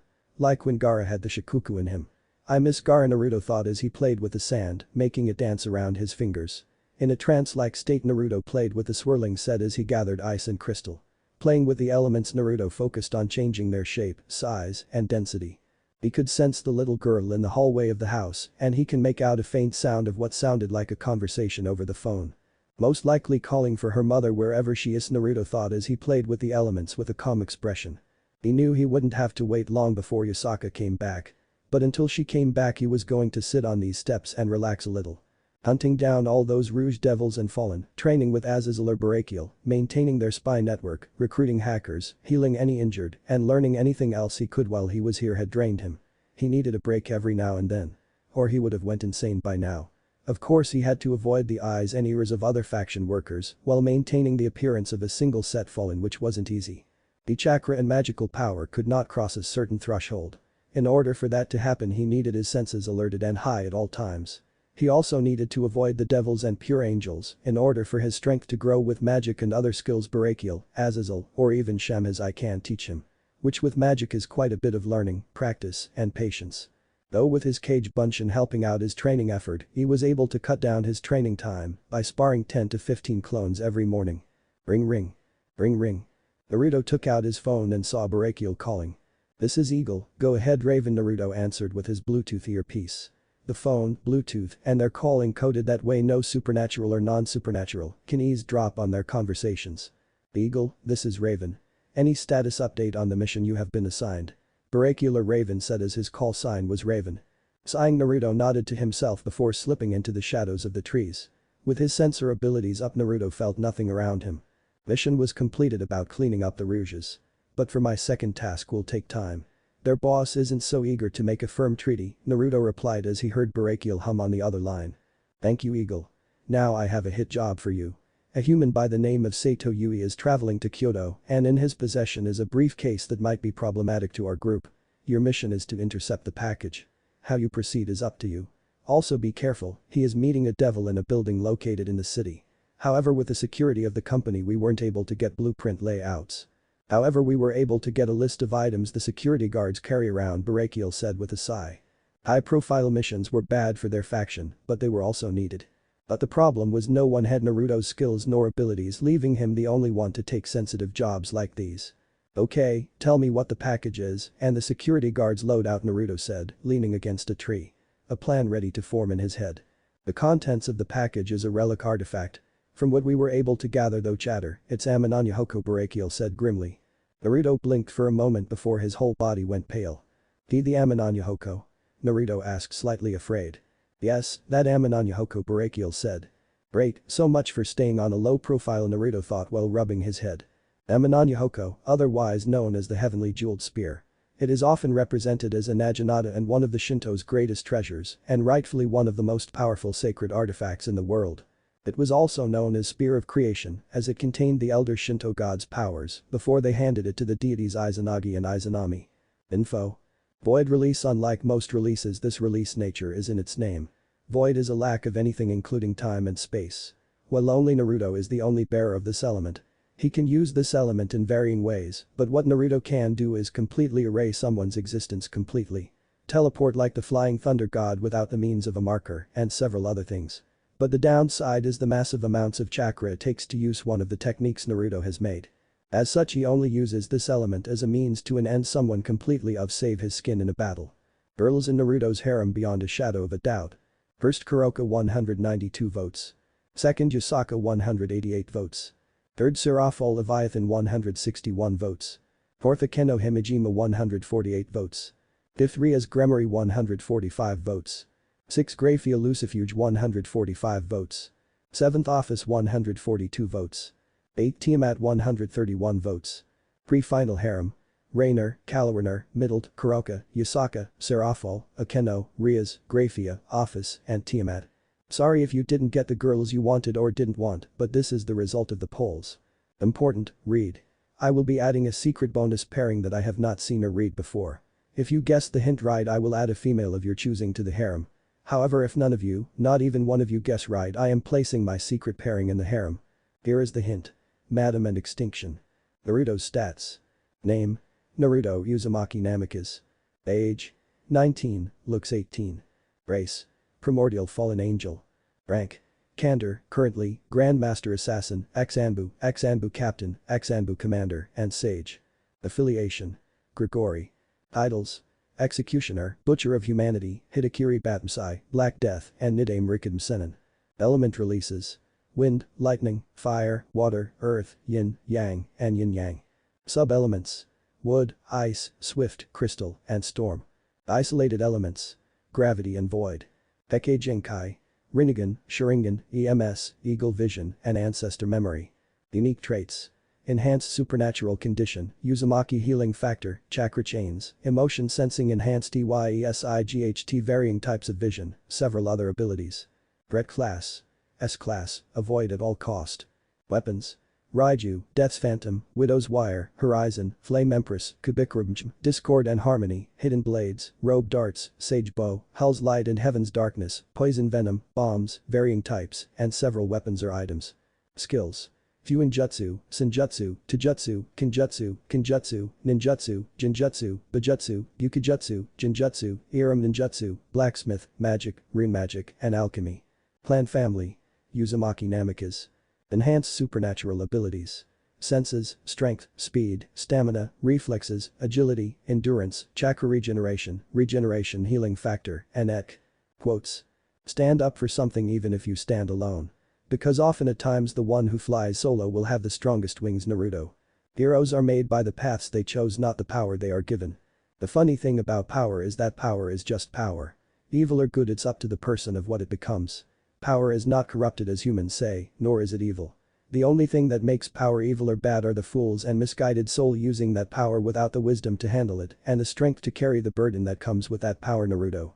Words are funny, aren't they? They can be used to create something beautiful or something straight out of a nightmare. They can make some feel like the most important person in the world or make someone want to kill themselves from depression. Tell me, do you use your words and voice to create or destroy? Naruto. Nothing is meant to last forever. Everyone's time will come sooner or later. But when death comes for me, I will welcome it with a smile. Naruto. Fear has two meanings for me. One meaning is fuck everything and run. The other is face everything and rise. I like the second choice better. Naruto. Everything is a weapon if they know what they are doing. From the simplest tool to a common flower. This world is my weapon and toolbox. I only just begun showing you what I am capable of. Naruto. Chapter 3. The bonds that connect us. Naruto smiled kindly to the memory of the mother and daughter after an awkward conversation of why he waiting all night on the steps of the temple until Yusaka returned from her responsibilities of keeping whatever she does in check. Naruto just waved off the mother and daughter with a hearty laugh and said it was fine. He had received worse after all. Being a fallen and learning about the sacred gear users are no different from being a Jinchuriki. Currently this is his second week in Kyoto and he has yet to receive any new orders from either Shamhazai or Azazel. As such, Naruto took the time to relax and get to know the family. He was trying to build a decent relationship with Yusaka and Kunu at the least. The little girl attached to him almost after Naruto offered to show the girl a really cool magic trick. Since then she hasn't stopped trying to be around him. Though he will admit she was afraid of him at first. Fallen don't have the best record after all. Naruto could understand why they were so weary of him when he first arrived here. The hostile or cold glares were nothing to be surprised at, and Naruto had went though worse. Like that one time Barakiel was trying to teach Naruto Holy Lightning. Damn bastard didn't let Naruto sleep till he learned it. But in the end it was to help Barakiel and his overall well-being and health. But since Naruto had showed that little trick, she always was at his side. Something her mother found both odd and adorable as Naruto played with a little kit when her mother couldn't and when he prepared dinner when someone else couldn't. Of course Naruto felt the Yakai watching him intently every day. Not that it bothered him any.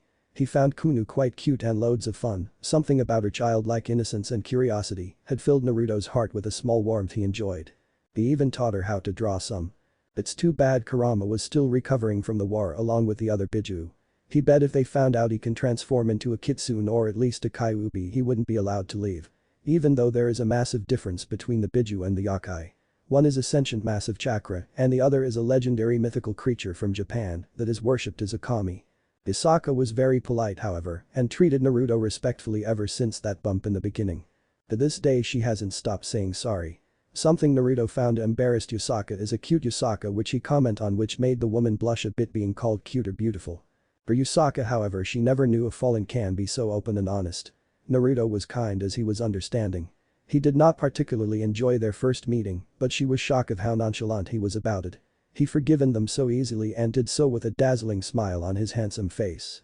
The first thought that ever comes to anyone's mind when it comes to the fallen are generally sums up as murders, rapists, warmongers, criminals, and some of the worst of human society, expect they hold some of the worst supernatural beings. This however changed when she met Naruto. He wasn't like what she heard about Fallen at all. He wasn't lustful around her, he just got caught admiring her and her body. Nothing lustful or dangerous at all, and he even admitted he found her one of the most beautiful women he ever laid his eyes on and he liked that idea of dating her. Which he teased her lightly on as he had fun messing with her. He wasn't a warmonger, he detested war and killing altogether, but he was not above killing. He however admitted he will kill if he is left with no other choice. Plus he rather chose peace over war. He never fell from heaven because he committed a sin. He hinted at the fact he was originally half human before that human side was replaced by the fallen angel. Meaning he never raped a girl or killed an innocent soul before. Though Naruto has killed before it was generally the worst of the worst that face his blade or hair removed from the world. And to her surprise there are quite a few decent fallen whom still upheld a moral code or honor code since they fell. From what Naruto told her while fallen angels were cast out of heaven, a few decent ones that make the faction strong have adapted and enjoy a life that the angels of heaven do not.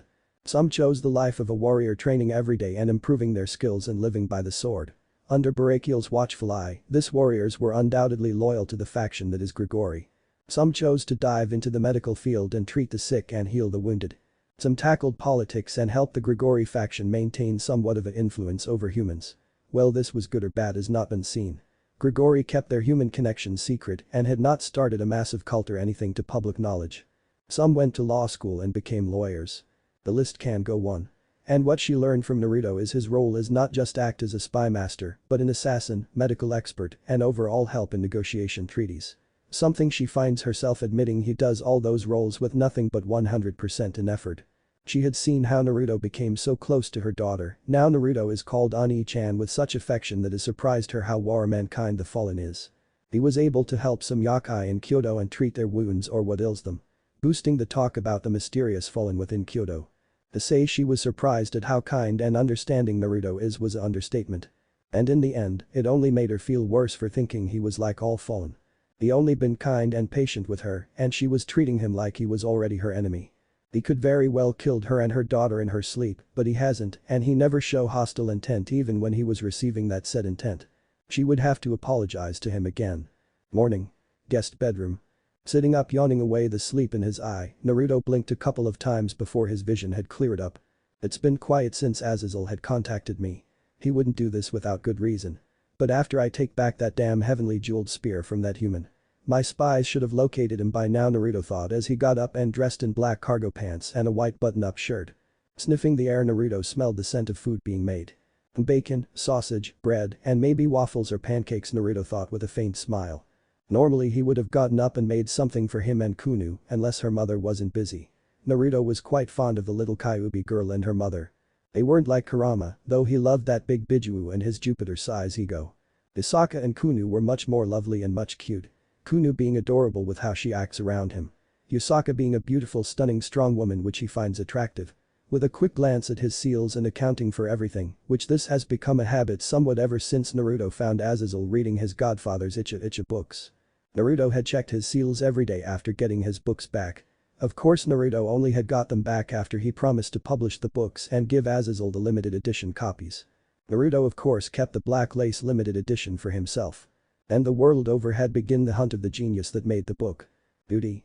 Going towards the living room, Naruto noticed a lack of shadows this morning, meaning the Yakai are starting to trust him. Good, all he needs to do now is grab that damn spear and return it to its rightful owners, the Shinto. Then he can truly relax and play with little Kunu. Ani-chan. A little girl's voice yelled out in excitement. Oof. A giggling can be heard as a little fox Yakai holds onto Naruto's leg. Morning Ani-chan, Kunu said with a bright smile. Her 9 tails waving around happily. Morning Ku-chan, how's my favorite little kid? Naruto said with a kind warm smile while picking you the girl and holding her close. I'm okay Ani-chan. Can we go play at the park again? The little vixen said with mixed excitement in her voice. Naruto smiled giving the girl a warm but mysterious smile. Maybe Ku-chan, I have something to take care of today. Hopefully I can get done soon, Naruto slightly explained. This made the young fox ears drop along with her tails. It didn't help she had the most adorable pouting sad face Naruto had ever seen.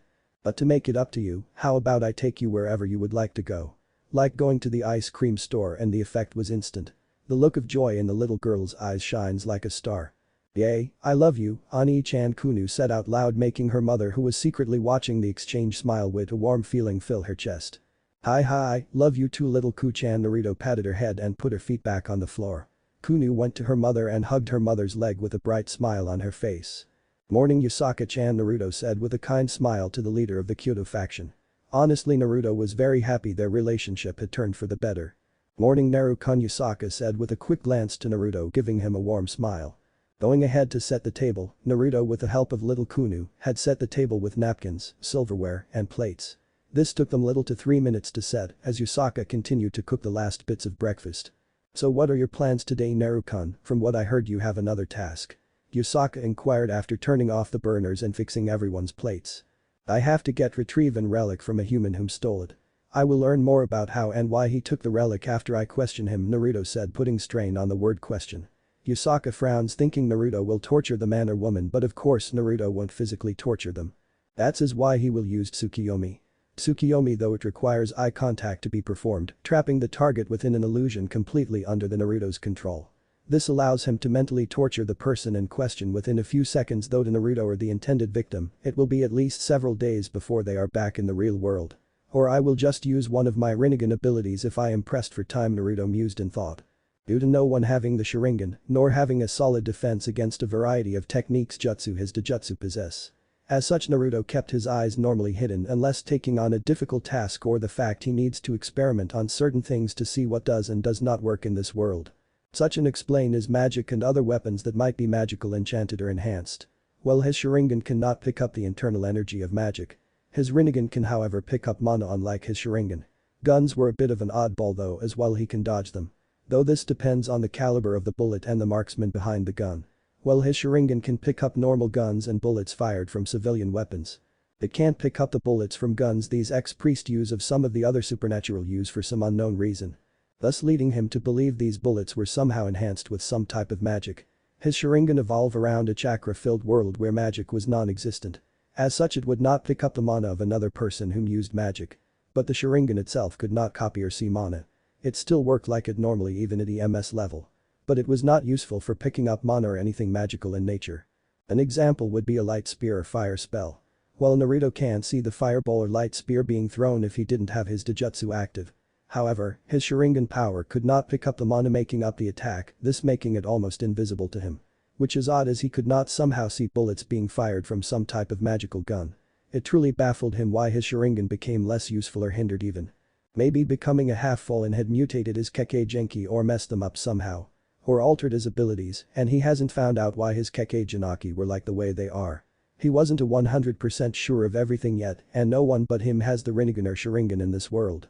But then again he only channeled his chakra to activate both his Rinnegan and Sharingan. What happened if he channels a bit of his mana with his chakra? What sort of effect would it have on his Taijutsu? Worth trying. It could allow him to pick up mana, that is the thought. He isn't completely sure, seeing he never depended on the Sharingan too much. Same for the Rinnegan. They were more of his trump cards than anything. But regardless, it showed Naruto where he needed to study in order to counteract this unfortunate bump. As such, Naruto noted if he was ever trapped in a mana-powered illusion, then he would be in trouble. This caused him to understand and train harder in magic than with his chakra-fueled abilities. While he was already godly powerful with his chakra, but his magic and training, he will need to train and learn under Azazel, Shamhazai, and Barakiel. While Barakiel was able to teach some lightning-based magic along with light magic. This in turn allowed Naruto to use the same holy lightning Barakiel uses. Shamhazai had taught him alchemy, defensive magic, and how to sense magical illusions. Azazel, however, when he wasn't lazy, had taken teaching Naruto more advanced levels of magic and light magic, letting the young seraph greater knowledge in the subject of spells and etc. And while he can fight on equal ground with magic users, he can't depend on his jutsu of Kekkei Genkai too much. For one, he is an ex-shinobi and assassin, as such deception was still his bread and butter of life. If it was no, he could use chakra, light magic, holy lightning, senjutsu, control gravity, use the void as a weapon, and create anything out of nothing. He thinks his life would be very hectic. "Naru-kun, you will be safe, won't you?" Yusaka asked out of concern for the young man's safety. She doesn't know how powerful he is, but she has seen glimpses of his skill with a sword he calls Raiju. And she knew he was greatly skilled in that aspect, plus she has seen him use senjutsu quite a few times without being affected by the malice and hatred of the world around him. Which greatly shocked her at the fact he seemed to have no negative effects. Thus the positive effects that comes with senjutsu. She idly wonders if he is a mastered senjutsu, which only has a handful of people to almost none can claim that have mastered senjutsu without them being insane. "Hi Yusaka-chan. It's just a routine thing that needs to be done. I won't do anything too extreme," Naruto said with a smile, trying to relax the older Yakai's nerves. As the makeshift family ate, Kunu could be heard humming a happy tone as Naruto quickly and skillfully wolfed his food down faster than the girls. This was noticed by Yusaka as she saw Naruto's plate already empty. Looking at Naruto with a stern look, Naruto held his hands in the air as mock surrender with a playful smile, as both adults continued this type of banter whenever Yusaka was home. If Yusaka cooked Naruto's food was inhaled like he had been starving for days. This was common as Naruto had a big black hole of a stomach. Or that is what Yusaka thinks his stomach it. Kunu of course had no idea what was going on. So being the innocent child she is, she giggle thinking her dream is coming true. Her dream of having Naruto become part of her family. After the meal. Naruto is currently walking down a path toward the building or construction site that the meeting is taking place. Solid idea too. Big heavy machinery, loads of workers, and the site only allows the workers to enter the site as it's a safety hazard for any normal civilians to enter without knowledge on the equipment being used. It provided a certain amount of security yet tipped nothing off or out of the ordinary. Continuing his merry way to the site, Naruto negative emotion sensing going off like a metal detector finding gold. Hatred, rage, anger, and loathing were hitting his sense like a fat man hits the all-you-can-eat buffet. Naruto wanted to gag a bit as his senses were going off, but he focused and hidden himself better. It was always like this with his negative emotion sensing. It didn't matter what race Naruto came across. All supernatural beings had some kind of potent negative emotions within them. It didn't really matter what race they are for Naruto. Being a sage and having the Sage of Six Paths chakra flowing through him, including Kurama ability to naturally sense negative emotions, has given Naruto a very potent natural sensing ability. This isn't including Sage Mood and his Uzumaki chakra mode. Some were better than others keeping themselves in check, but it still didn't help Naruto. However, Naruto wondered if there ever was a soul hidden in that festering hatred and loathing. Naruto seen some of the worst the elemental nations has to offer, the top two being Kagaya and Black Zetsu, as their souls or beings were so dark it made some of these fallen angels he works with look like saints. Hell, Black Zetsu made any supernatural being of this world look like a damn saint. But regardless of the negative emotions going off, Naruto pushed forward and to locate his target for today. Slipping past the guards posted to keep watch at the entrances, as Naruto used his shinobi and assassin talents to move quickly towards the building. The much heavy machinery going around, so I need to figure out what floor they're on. Kage Bunshin and Toten Jutsu will help me locate the place of the meeting without being caught easily, Naruto thought as he continued studying the construction site. Naruto noted the hidden guards posed as works. They were making stoodle size of light weaponry. Just like Barakiel said, like guns and armor. But those handguns must be custom made or their bigger guns are located with a certain distance or part of the building. If I am going in quietly I will need to wait and have their attention turned somewhere else before I move.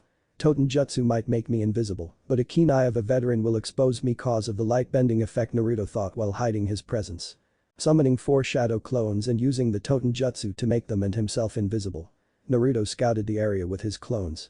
It was until one of them came back and directly told him something is off about the 49th floor, which was once a few areas that actually had walls and a room. Traveling up quickly and silently, Naruto went to the room where he sensed what he has been looking for. Keeping himself hidden to the point his very being couldn't be detected. Naruto slipped into the room with his clones using the man's blind spots to move around without being noticed. Studying the human male holding a black briefcase. It was very faint, but Naruto knew that the item he was sent to capture was within that suitcase. While he kept himself hidden, he knew this was a holy relic, the famed heavenly jeweled spear of the Shinto faction. Naruto raised an eyebrow as he saw the human that arranged this meeting leave the suitcase slightly out of view for himself as he mumbled about gaining power. A master she'll be pleased with me or some kinda nonsense under his muttering. All the while the man's eyes looked dead or blank. It was kinda hard to tell, but he seemed to be in a trace of some kind or at least moving oddly. More like a machine and less like a human or any sort of life form. Is he being remotely controlled? Naruto thought with a frown. If that was the case then he couldn't let this man leave here alive. Having run into these types of humans before, they were nothing but puppets intended for the use of their master. And what's worse is that they basically are a hollowed shell. Not even the thoughts they have are their own. Seeing he placed the suitcase out of his view, Naruto waited till his back was turned towards the door. He watched a human get antsy as he was waiting for buyer from the underworld. One of his clones transformed into an exact copy of the suitcase, while another clone grabbed the suitcase and switched it with the cloned case. Signaling his clone to make a move on the human whom had locked him with the clone's hand over the person's mouth, keeping them silent until he stopped resisting. The clone laid down the unconscious human gently before moving to keep an eye out. It may be a human that was rendered down to nothing but being a puppet, but the human puppet still needed air, water, and food to function.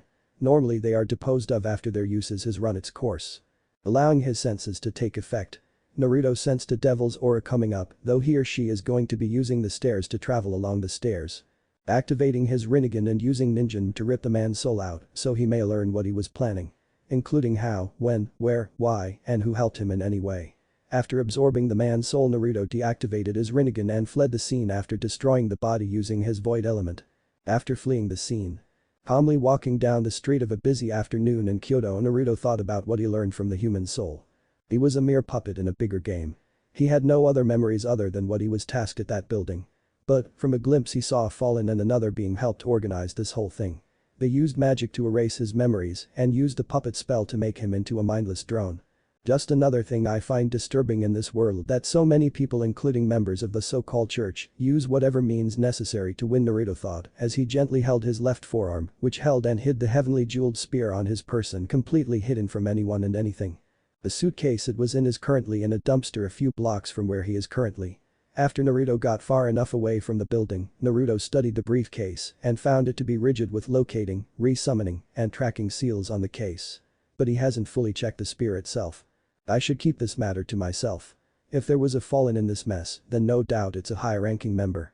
Question is whom of the Grigori wants to betray Azazel, knowing full well I might catch them. If I have my hunch right, I have to make sure the spear itself wasn't rigid, with a tracker, Naruto thought as he continued his journey to Yasaka's home.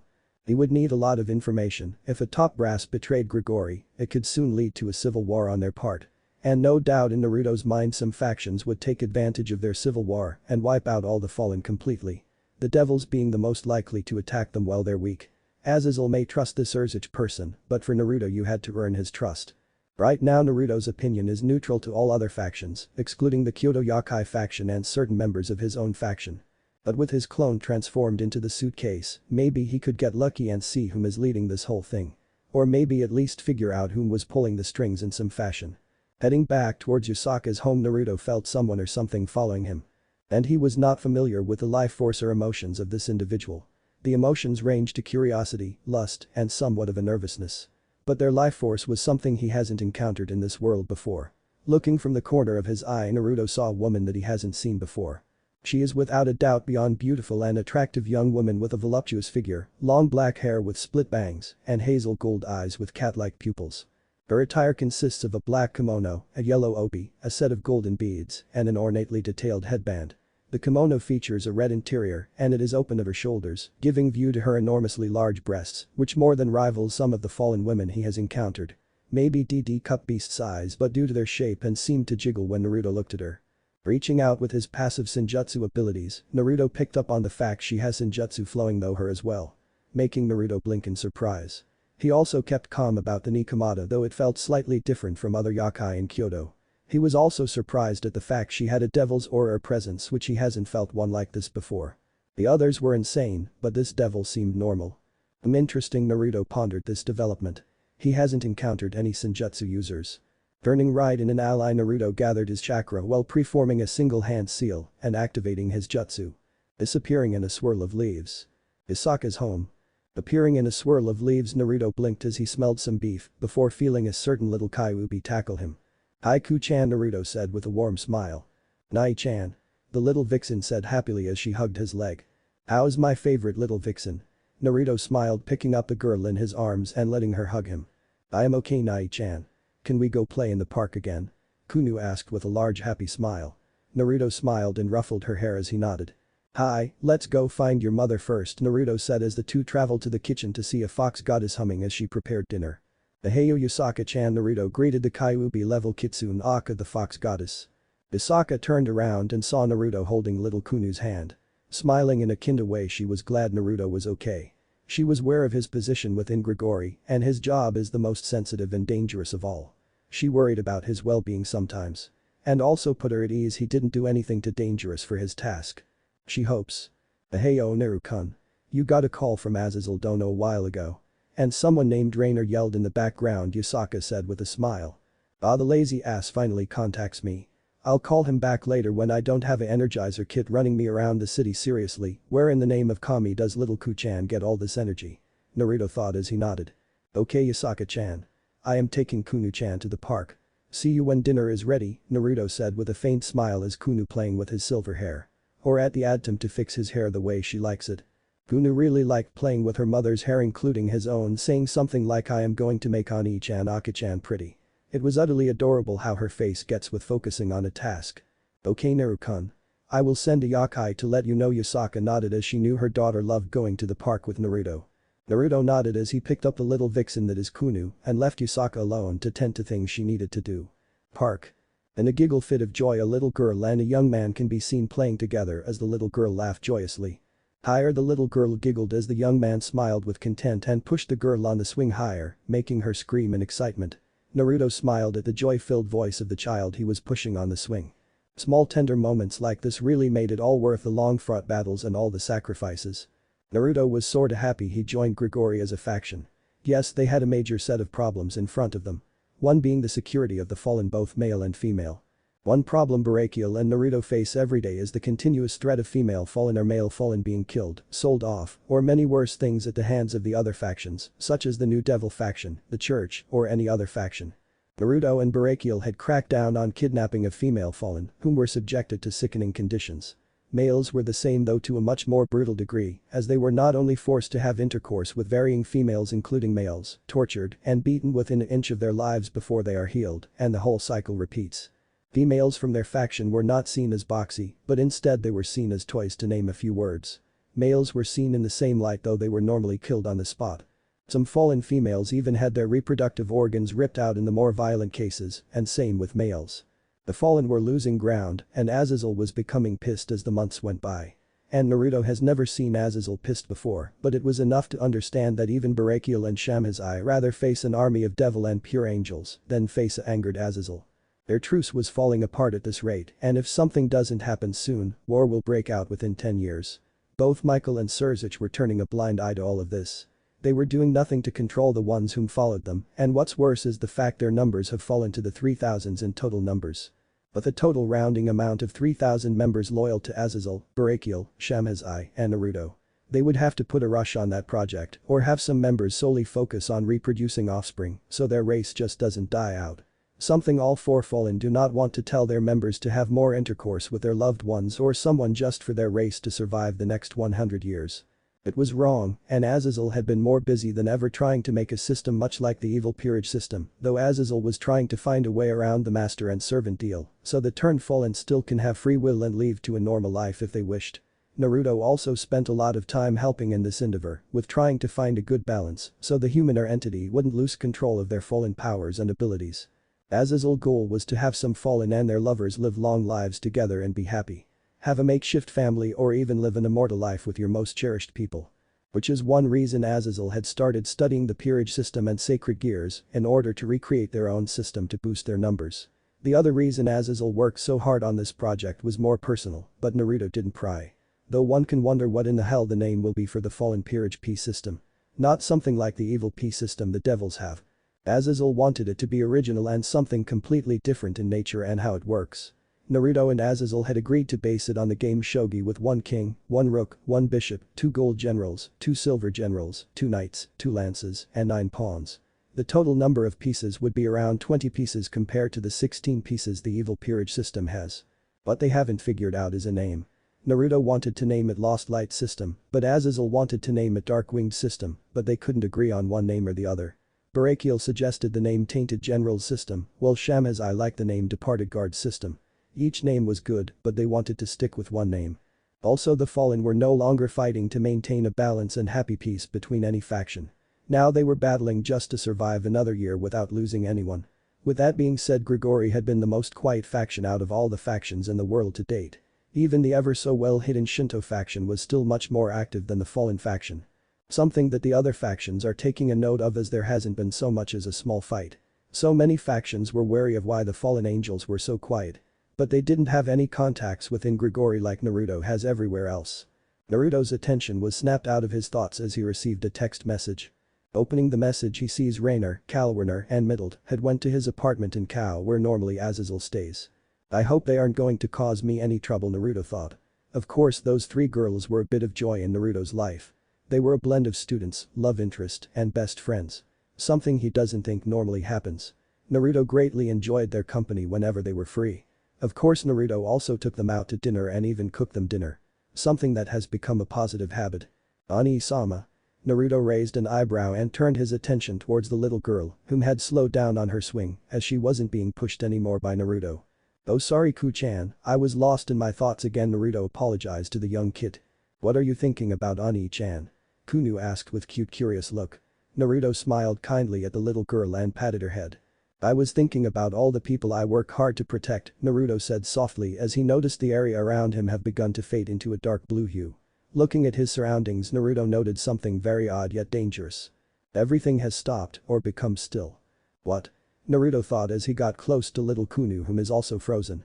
Naruto's body tensed, ready to protect the little girl he had become so attached to during his stay. He didn't want to see the little girl hurt and her mother be broken. Naruto wouldn't be able to handle the guilt, nor would be able to handle the untamed rage within himself if he let her get hurt by anyone. Naruto blinked as everything returned to normal, but Naruto saw a small piece of paper on the ground. Ani-chan. Kunu looked at the master assassin with a confused look as Naruto picked up the note. Naruto faintly smelled a pleasant and sweet scent, yet at the same time the smell of a wolf lingered on the note. Pocketed the note, Naruto looked at the sky before turning to the girl. Sorry Ku-chan, I thought I sensed something off. Naruto patted the girl's head with a warm smile. Patting the girl's head, Naruto picked the girl up and took her away from the park. Let's get some ice cream, Naruto said with a smile as the little girl cheered in joy. Later that day. Naruto sighed as he leaned back against a post as he sat on the patio. Looking at the small note he found on the ground, Naruto found it interesting that it was there after everything around him freezes. Normally that type of power, the power to seemingly stop time, was a power Naruto himself did not have, but wasn't affected for the sole fact the void element he had used many times allows him to be immune to time and space-related techniques or effects. Making him wonder who had such power. It couldn't be a common power, as Naruto was taught by Barakiel, Shamhazai, and Azazel about the basic powers and abilities of this world. The ability to control or use time in such a manner is without a doubt a single user or maybe a handful. And as most people say, the plot thickens, Naruto thought as he opened up the small knot and read its contents. Dear Uncle, creation is yours to keep it safe like the bond you make. We shall meet when the heavens and earth quake. Black as sin and pure as rain, may the heavens tremble at your name. Bringer of hope and destroyer of fate, may your path be bright though your blade is taint. When the beasts come and you fight, may the love you are surrounded with fuel your might. For as long your light burns bright, the evils of the world will remain in fright. From Amy. Naruto blinked as he read the very short note. What an incredibly vague note. Also, what's with the fucking stupid riddle? Naruto thought as he tapped on his forearm, confused on what it means. Shrugging, Naruto went along with the idea someone somewhere is pulling his leg. He needed to return the spear so it would be in the correct hands and where it belongs. With the Shintos. The faction Naruto had not the pleasure of meeting, and he wasn't sure if he wanted to meet them. After all, their leader is a woman whom can manipulate the universe around and possibly summon fires strong enough to be used in outer space. Yeah, he isn't too keen on pissing of a woman whom can lay waste to an entire country without so much as breaking a sweat. Ring ring. Ring ring. Ring ring. Answering his phone, Naruto saw it was Shemhazai calling him. Hey Shemhazai, how are you doing? Naruto answered the phone, not caring if he is overheard. Naruto, I have some bad news for you, Shemhazai said on the other end of the line. Raising an eyebrow, Naruto wondered where Shemhazai is going with this. Let's suit it up and come back to base. We're going to war against Shemhazai said to Naruto, making the young male's eyes widen in surprise. Naruto's stats. Name. Naruto Uzumaki Namikaze. Age. 19, looks 18. Race. Primordial Fallen Angel. Rank. Cadre, currently, Grandmaster Assassin, ex-Anbu Captain, ex-Anbu Commander, and Sage. Affiliation. Grigori. Idols. Executioner, Butcher of Humanity, Hidakiri Batmsai, Black Death, and Nidaime Rikidem Sennin. Element releases. Wind, lightning, fire, water, earth, yin, yang, and yin-yang. Sub-elements. Wood, ice, swift, crystal, and storm. Isolated elements. Gravity and void. Hekkei Genkai. Rinnegan, Sharingan, EMS, Eagle Vision, and Ancestor Memory. Unique powers abilities. Demi-primordial physiology, fallen angel physiology, herbid physiology, psionic manipulation, telekinesis, supernatural condition, chakra chains, emphatic, enhanced vision, immorality, supernatural senses, supernatural strength, supernatural speed, supernatural stamina, supernatural reflexes, supernatural agility, supernatural endurance, supernatural durability, supernatural combat, chakra regeneration, meta regeneration, healing factor, self-transcendence. Absolute Infinite Supreme Ultimate Evolution, Almighty Ascension, and Ek. Threat class. Avoid at all cost. Weapons. Raiju, Death's Phantom, Widow's Wire, Horizon, Flame Empress, Kubikrubmjm, Discord and Harmony, Hidden Blades, Robe Darts, Sage Bow, Hell's Light and Heaven's Darkness, Poison Venom, Bombs, varying types, and several weapons or items. Skills. Fuinjutsu, Senjutsu, Taijutsu, Kinjutsu, Ninjutsu, Jinjutsu, Bujutsu, Yukijutsu, Jinjutsu, Iram Ninjutsu, Blacksmith, Magic, Rune Magic, and Alchemy. Clan Family. Uzumaki Namikaze. Enhanced supernatural abilities. Senses, strength, speed, stamina, reflexes, agility, endurance, chakra regeneration, healing factor, and Ek. Quotes. Heroes are made by the paths they chose, not the power they are given. The funny thing about power is that power is just power. Evil or good, it's up to the person of what it becomes. Power is not corrupted as humans say, nor is it evil. The only thing that makes power evil or bad are the fools and misguided soul using that power without the wisdom to handle it and the strength to carry the burden that comes with that power. Naruto. Often at times, we lie to ourselves to convince that we are doing the right thing. But sometimes what we may be doing is causing more harm than good. In the end, we all are our own monsters we lock away when we should embrace that side of us. Instead of running, embrace your fears and let it. Chapter 4. A shift. Sitting down at a desk, Naruto Uzumaki Namikaze had just finished writing a letter to the few important people in his life. Sitting within an abandoned shack in the middle of nowhere with a dimly lit candle, the master assassin and our cadre looked outside to what shall be known as Fallen and House of Frost War. Naruto was currently located in an underpopulated chain of islands near the coast, South American. Being sent here to assassinate the leaders of the House of Winter, whom are a mix of vampires, ghouls, rogue fallen, and stray exorcists whom banded together to create a possible threat. Which they have become a threat, just ignored by other factions unless you're in Grigori. Well, now they are seen as a threat, as Naruto was sent here to not only assassinate their leaders, but take back the treasures they stolen from the fallen and protect the human population, not too far by plane or jet. They also had the use of human military equipment, such as a military navy aircraft carrier, which had a total of 12 fighter jets on it, a nuclear submarine, and the fact they have at least a total worth of 3,000 mindless humans, ghouls, and other drones as their frontline fighters. How they went unnoticed by the other factions is completely beyond Naruto. They had a nuclear-powered submarine for Kami's sake. How in the living hell did they get their hands on a submarine with a nuclear reactor? Sighing, the master assassin rubbed his headache away. I will never understand the minds of some factions. If they set up that nuclear reactor like a nuke. And it goes, then it will be like setting off 2 atom bombs at once, which could very well destroy more than just a city. I pray they don't intend to use that submarine as a bomb. If they do, thousands if not millions of lives are at stake, Naruto thought as he rubbed his hands together and looked at the sun slowly going down. Blowing out the candle, Naruto grabbed Harmony and Discord and walked out the door. This was going to be an uphill battle. Time passes. Another year has passed in the world, hasn't it? A male thought as he looked towards the stars. To his side is a part of his squad that he has been fighting with since this little war began. Though it was not without its ups and downs. All the war was ending swiftly and quickly thanks to himself, Barakiel, and a newer fallen named Connor that joined Naruto. The said newer fallen was under Naruto's tutelage.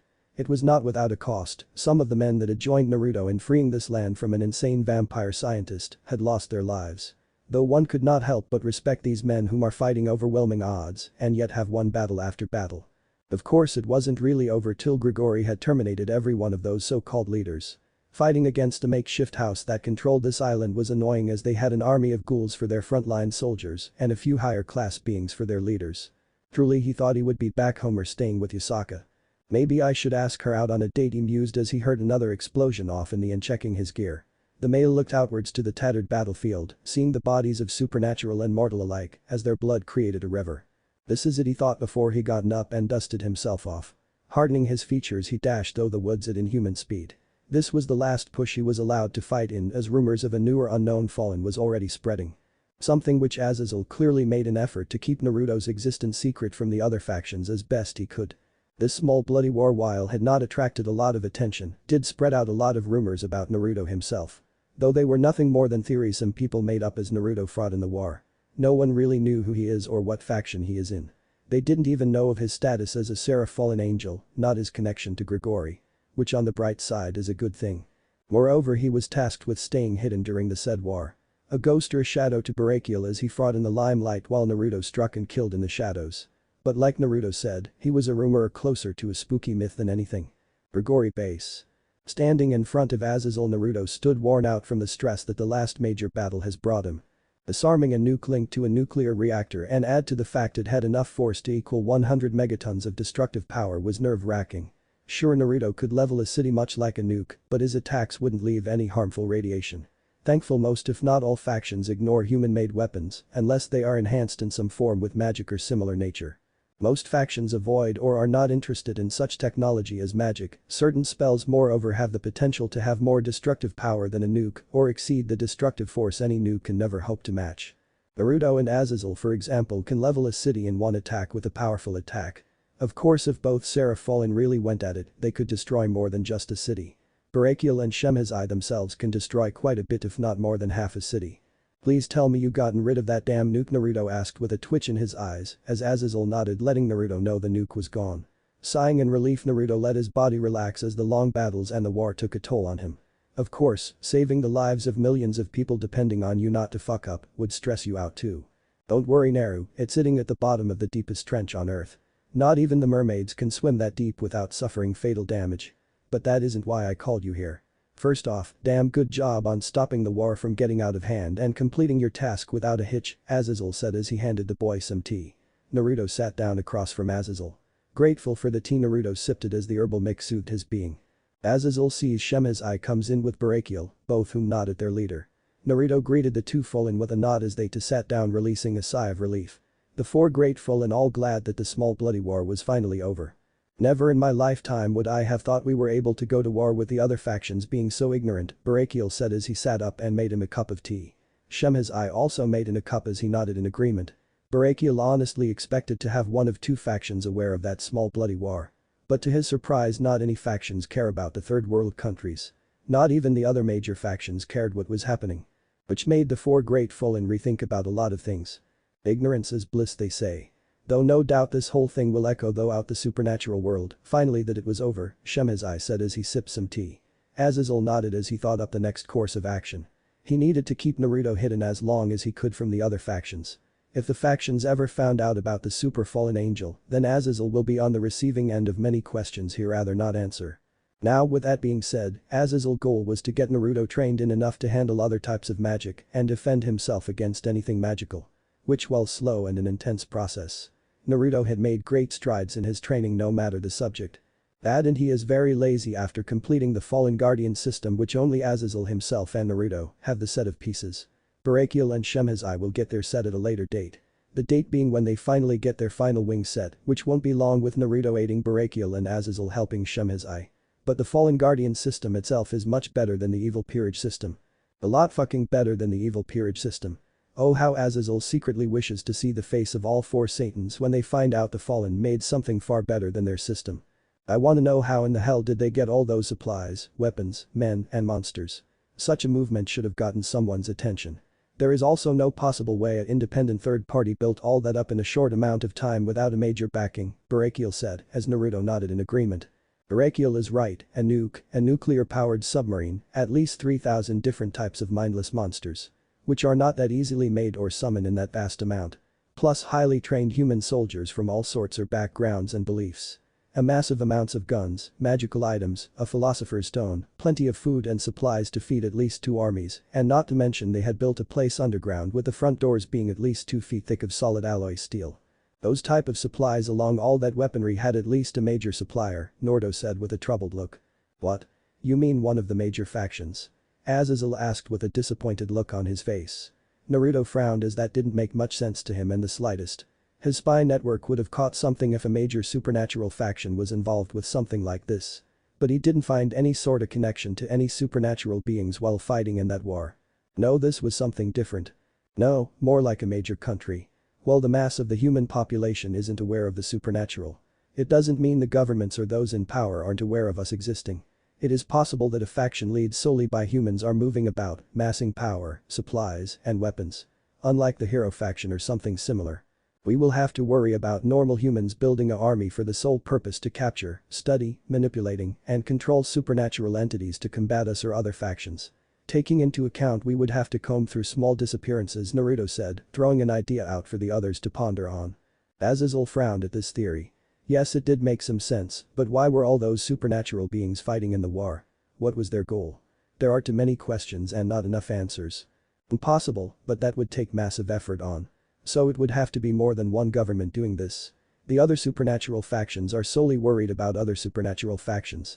Brachial, I want you to follow up on this and see what you can learn, Azazel said as Brachial nodded in understanding. Shemhazai, I want you to keep up to date on the other factions. If even the smallest faction makes a move outside what is normal for them, alert me, Shemhazai nodded at Azazel's command. What about me? Naruto asked confused. You need to lay low for a bit. Rumors about you have been floating around. Well, they are not reliable rumors, better safe than sorry, Azazel said as Naruto sighed but nodded. Plus on the upside, Naruto could see this as somewhat as a vacation for himself. Azazel smirked as the boy. You could always go back to Kyoto and be with Yusaka, you're so fond of, Azazel said in a teasing tone, making the young man to blush. Smirking, Azazel dismissed the 2 other Fallen as Naruto was left alone with Azazel.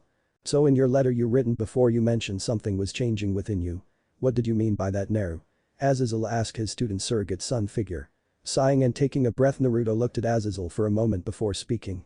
Azazel, there is something wrong, I don't know what it is. But ever since I left my world and defeated Kagaya, I've been changing for the most part. Knowledge that wasn't there before in my mind is suddenly there. I can move things without using my gravity manipulation. And I am developing more abilities and I have no idea why. It's honestly not making any sense. Naruto said as he looked at his palm and felt the massive amount of power he keeps hidden and unnoticed by many. Raising an eyebrow, Azazel leaned back into his chair and hummed in thought. My chakra reserves have been expanding ever since I arrived in this world. Mind you, this isn't completely new. But I figured they would have stopped expanding. Also, my magical abilities and powers have also increased, though I doubt it's due to the war, as I haven't had much time to even train in my magic, nor any other magical abilities. I am even developing Kekkei Genkai that would normally be impossible for me to even use. It's even cost a little less chakra now to use Kuten, Void Release, than it did a year ago, Naruto said, with a somewhat of a lost look. Though confusion is written on the shinobi's face as well. It seems his primordial powers are finally manifesting themselves. At this rate, if I am not careful, Naruto could be on someone's hit list and I cannot handle losing Naruto. I would mentally and emotionally break, Azazel thought as he nodded at Naruto's statement. I figured this might happen, Azazel said as he sighed and rubbed the back of his head. What do you mean? Naruto asked with a raised eyebrow. Your primordial powers are finally manifesting themselves. Though only to a slight degree as of now. Your fallen angel half had overridden your human half and now it's casing your primordial half to stir, Azazel said as he leaned his head on right hand. Naruto waited for Azazel to continue what he meant. Originally in myth primordials are the race of beings that are impossible to kill and far too powerful for even Trihexa to challenge. They are pretty much all powerful beings though it varies among each primordial being. Lady Chaos being the strongest and most powerful of them all. Primordial beings are also one of the few things that can truly kill any god or goddess, no matter how powerful that god or goddess is. Let's take Lady Chaos for example, she is the one being that even my father cowered in fear of her wrath as she is not only far more powerful, but she predates him. Even if you took Trihexa, Office, Great Red, and my father. All four combined wouldn't be enough to take down Lady Chaos. Seeing as you are half primordial, you will have certain powers and abilities that only primordial beings have. One of those overpowering abilities is primordial force manipulation among others, Azazel said as he remembered the name of that ability only a handful of people have. And not even Office, Great Red, and Trihexa have that sort of power. It was simply and truly beyond them. And while his father was without a doubt overly powerful. Comparing him to a being like Nyx, Chaos, or another primordial being is like comparing a gnat to the galaxy. And they are among the top 3 most powerful beings Azazel even had the pleasure of knowing. But Naruto. He could very well not only surpass Office, Great Red, and Trihexa. But also kill them if he had the right training and the correct teacher. Primordial force manipulation? Naruto asked with a raised eyebrow.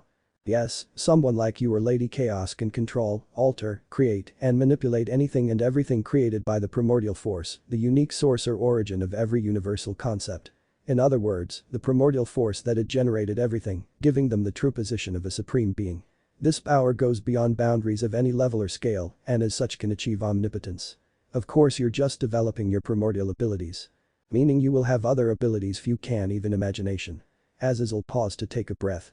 Primordial force is the primordial energy that originated everything reality, time, space, life, death, matter, energy, and every possible and impossible concept existing and non-existing in the omniverse, from a single particular to the infinite omniverse. This force energy is the link that connects and keeps the omniverse and its concepts working as they should. Since this force is the primordial source of everything and the one that connects all, everything has its energy, giving the user control of everything and every concept. Originally you were half human half primordial, meaning you would have developed these abilities anyway. But now that you're a half fallen and half primordial, there is no telling how powerful you will truly become, Azazel said as he let the news sink in on Naruto. Naruto held an impassive face as he let what he just heard sink into his mind. Of course no one can teach you how to control the primordial force. You will have to do that on your own which could take centuries or even a millennia of continuous training and fine-tuning. The only ones possible of teaching you are the primordial gods and goddess and no one knows where they have disappeared to. Unless they somehow decided to teach you. You are on your own and will have to learn though trial and error, though I recommend you train sparingly in this ability. And no telling how long it would take you to even manipulate and control the primordial force, Azazel said as he sighed and rubbed his forehead. Until now, your true powers have been sleeping, hibernating deep within you. But now that you're only tapping into your primordial powers they have begun to stir. As I said before, there is no true telling how powerful you will become. You could even surpass the strongest being that I know which would put you even more powerful than my own father. It will only be a matter of time and training. But as I said before without a primordial being to train you, your true potential will be out of reach for quite some time, Azazel said as he looked at Naruto, whom had a look of both curiosity and understanding. Now I am not too interesting in that much power. Never been that type of person Naruto thought as he nodded. Naruto at his core never really thrust for power or anything. He moreover thought about him improving himself through training. Adding to the fact he is a knowledge freak and improving his skills than anything. After all, power means nothing too if you couldn't control it. Skill meant nothing if you couldn't refine it. And knowledge meant nothing if you didn't learn from it. So to Naruto becoming more powerful meant nothing if he didn't have a good reason to draw out that power. He had his assassin skills, archery skills, sage training, shinobi skills, survivor skills, medical skills, intelligence, his clan's weapons, magic, and among other things. Naruto really shouldn't be focusing on training more to master his primordial powers and her abilities. He was still learning to completely master his twilight magic, light magic, holy lightning magic, rune magic, alchemy, and encounter magic. Other than learning new ways to use his abilities and making new techniques. He is too busy for any new type of training. He could put it off for the time being unless something demanded him to train in his primordial abilities. At Naruto's home. Walking into his house hidden away in the Bahamas. Naruto was welcomed to the side of his lance, Connor Huntsman. The said lance was meditating in the middle of the room breathing calmly. Half-dressed Naruto saw the scars inflicted onto the young male. Though only 15, Connor showed an amazing amount of determination after Naruto had took the boy under his wing. Connor is a young man with chin-length black hair and piercing blue eyes. With angled face and sharp features, Connor was attractive for his young age, his toned lean body, though scarred is that of a swimmer. On his left shoulder blade is a tribal tattoo with the kanji lance surrounded by oddly shaped lines. Of course, this tattoo was simply not normal by any means.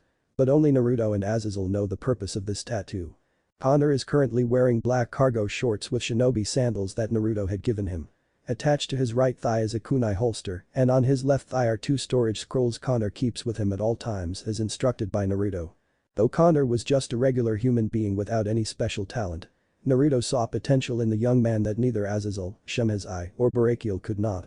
And while not holding a sacred gear nor anything of great importance, Connor had a brilliant mind when it came to solving problems and thinking things though in a tactical way. Naruto was not worried at all teaching Connor from scratch either. It was actually better he started the boy off from scratch. And while not great at hand-to-hand combat, he wasn't terrible at combat either. Though Naruto had found out something completely interesting when it came to his fallen guardian pieces that was drastically different from Azazel's. For one, Naruto's pieces had given his lance not just a pool of magical energy he could use, but his very own chakra reserves. Complete with the chakra network and the whole 9 yards. Naruto wondered what other kind of benefits that his pieces will get. From his observations Naruto noted a slight healing factor that is slight better than a fallen angel's common healing ability. Though this was nothing special as it wasn't the lance piece special ability. But this slight healing factor was worth taking a note over. This meant Connor could take a slightly more intense training regime as Naruto taught him the essence of combat and how to predict his opponent. It also meant Naruto could teach Connor Senjutsu if the boy ever got up to high Jounin or low Kage level. Though it may be a few years or a decade before Connor can even reach low Jounin level. But then again, Connor might surprise him and reach Jounin level fairly quickly. His reserves are at least high Genin to low Chunin when Naruto had started teaching the boy. Though his control and skill were below the grade of an academy student. That in itself quickly changed when Naruto started teaching the young man in the way of the shinobi and fallen angel arts. He held off any assassin branch of training as that will work as a refinement type of fighting when Naruto teaches him more advanced fighting tactics. That alone was little over almost 6 months ago when Connor joined Naruto willingly. Now Connor has grown, though the growth was slow and steady. The boy was proving not only Barakiel wrong, but Azazel and Shemhazai wrong as well. He did this by gaining his second set of wings as a fallen angel. Though the road to getting another set is long, Connor showed not willingness to back down. Naruto wasn't worried about Connor's strengths and weakness. "Greetings Connor, I hope you rested well after your last mission," Naruto said to his lance as the boy turned around and smiled. Mentor Connor got up and bowed slightly. "I have not realized you returned home. I was lost in thought," Connor said as the boy smiled with a kind bright smile, not like the broken one he has so long ago. Naruto can see the spark of life and joy return to the boy after was over and he learned to slowly open up again. It must have been rough on him going through all those experiments.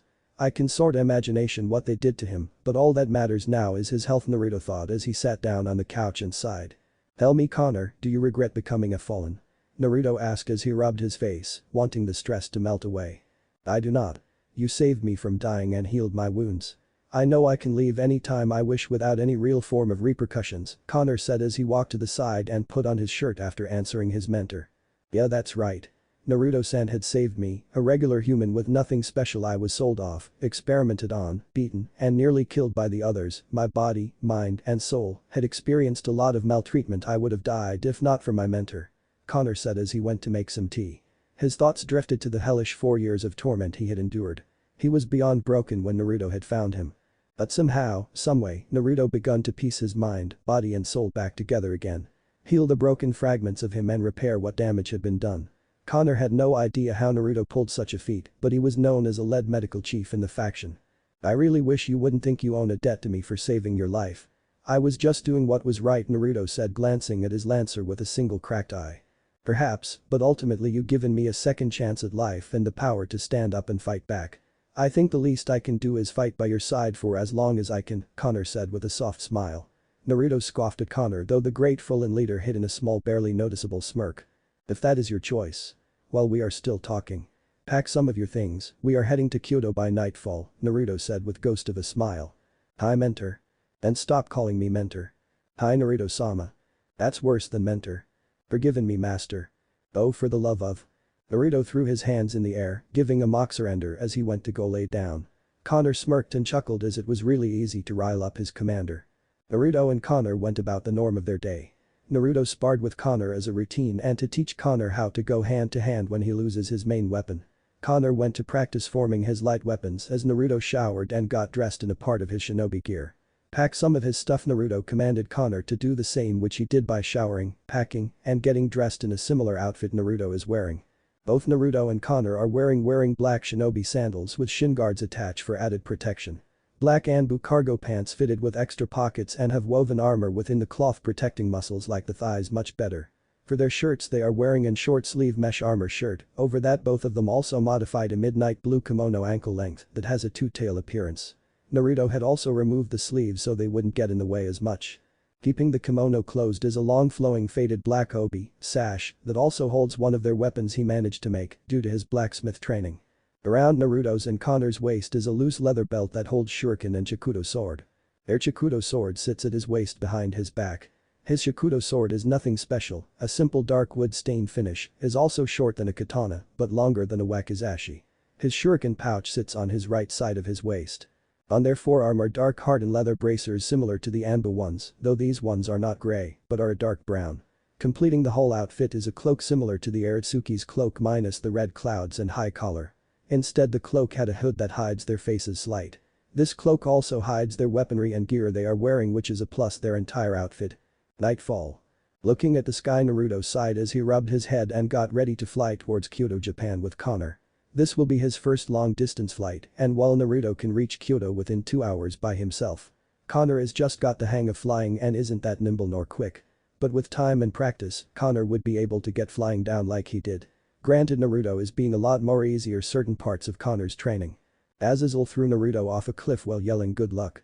Mentor Connor voice called out as the beyond cage level shinobi, looking at his two-set wing lance. Naruto looked back towards Connor wondering what wants to say. I was wondering what the Yakai of Kyoto are like, and who is this Yusaka? Connor asked curiously. Naruto hummed for a bit before turning his head back forward as they flew through the air at cruising speeds. The weather was nice and the breeze was gentle. Naruto stayed at this speed for Connor's sake and so he could relax and enjoy the feeling of flight. The Yakai are wide and vary. Some are kind and loving, some are twisted and cruel, and some are otherworldly powerful. Yusaka is the leader of the Kyoto Yakai faction and is one of the most beautiful women I ever laid eyes on. And to be honest, I am smitten by her in numbering ways. Though I never got the chance to rightfully tell her how I felt or ask her on a simple date. She also had a daughter named Kunu whom she raises with the help of the other Yakai. Naruto slightly explains the Yakai faction of Kyoto a bit. Though vague, it was enough to satisfy Connor. What about Kunu's father? Connor asked with a questioning voice. From what I can tell, that subject should never be brought up in a conversation. I do not know what happened, to be honest. But I do know he hurt Kunu and Yusaka to the point Yusaka hates him and Kunu gets really depressed whenever she thinks about him. At least it is what I picked up on, Naruto said while still looking forward. Connor nodding in understanding. Though the young teenager tightened his fist whenever he thought of his own parents. Naruto could feel a deep loathing and hatred stir in Connor's heart due to his negative emotion sensing abilities from Kurama. I wonder if the Biju are still sleeping within me. I can still use their abilities. I hope they are okay, Naruto thought as him and Connor neared Kyoto. Mentor, what will my training regime be for this month? Connor asked as Kyoto came into view. Parker, Naruto said, simply getting a confused look from the former human being. Landing in an abandoned ally, Naruto made his wings disappear from sight even though he kept his power suppressed to the point only one set of wings would be seen at any given time. Connor landed beside him and did the same though he couldn't suppress his powers like Naruto could. Connor, I want you to take a tour of the city and get your bearings of the buildings. I will have some things to do before we rent a hotel. Call me if you need anything, Naruto said as the young man nodded and ran off to explore the city. Reaching for his phone, Naruto quickly called Shemhazai. Hearing someone answer the phone, Naruto sighed in relief. Yes, Naruto, what's wrong? He heard Shemhazai's voice on the other end. Shemhazai, I have a request for you. The type of request you can't tell Azazel about, Naruto said with a calm tone in his voice. Sure, what is it? Have you ever run into this house of winter before? Or at least have a book to what the name means? Naruto asked the elder fool in whom hummed in thought. I can't recall off the top of my head, but I am sure I have a book somewhere as the house does ring a bell. Other than what you found at the base you all but destroyed. They are the members of the House of Winter didn't leave much for us to go on. Only a few files on their experiments, a couple supplies logs, and a bunch of computer stuff. But all information on the hard drives were completely wiped clean and all data destroyed. They must have been planning to abandon that place for quite a bit, Shemhazai explained as he messed with something on the other line.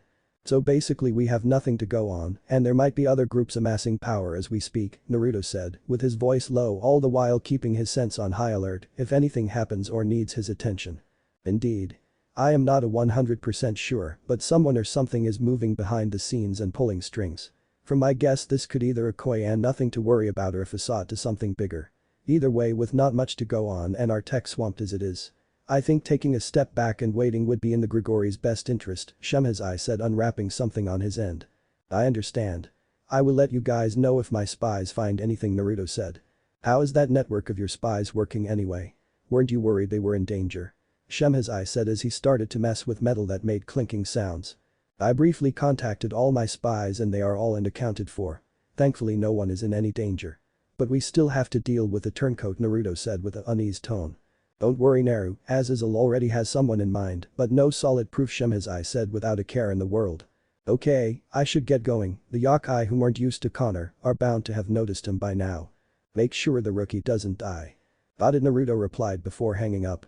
Using a combination of his shinobi and assassin skills, Naruto raced through the city undetected looking for his wayward rookie. Thankfully Naruto was also a sensor-type shinobi, so it did not take long for him to find his student Lance.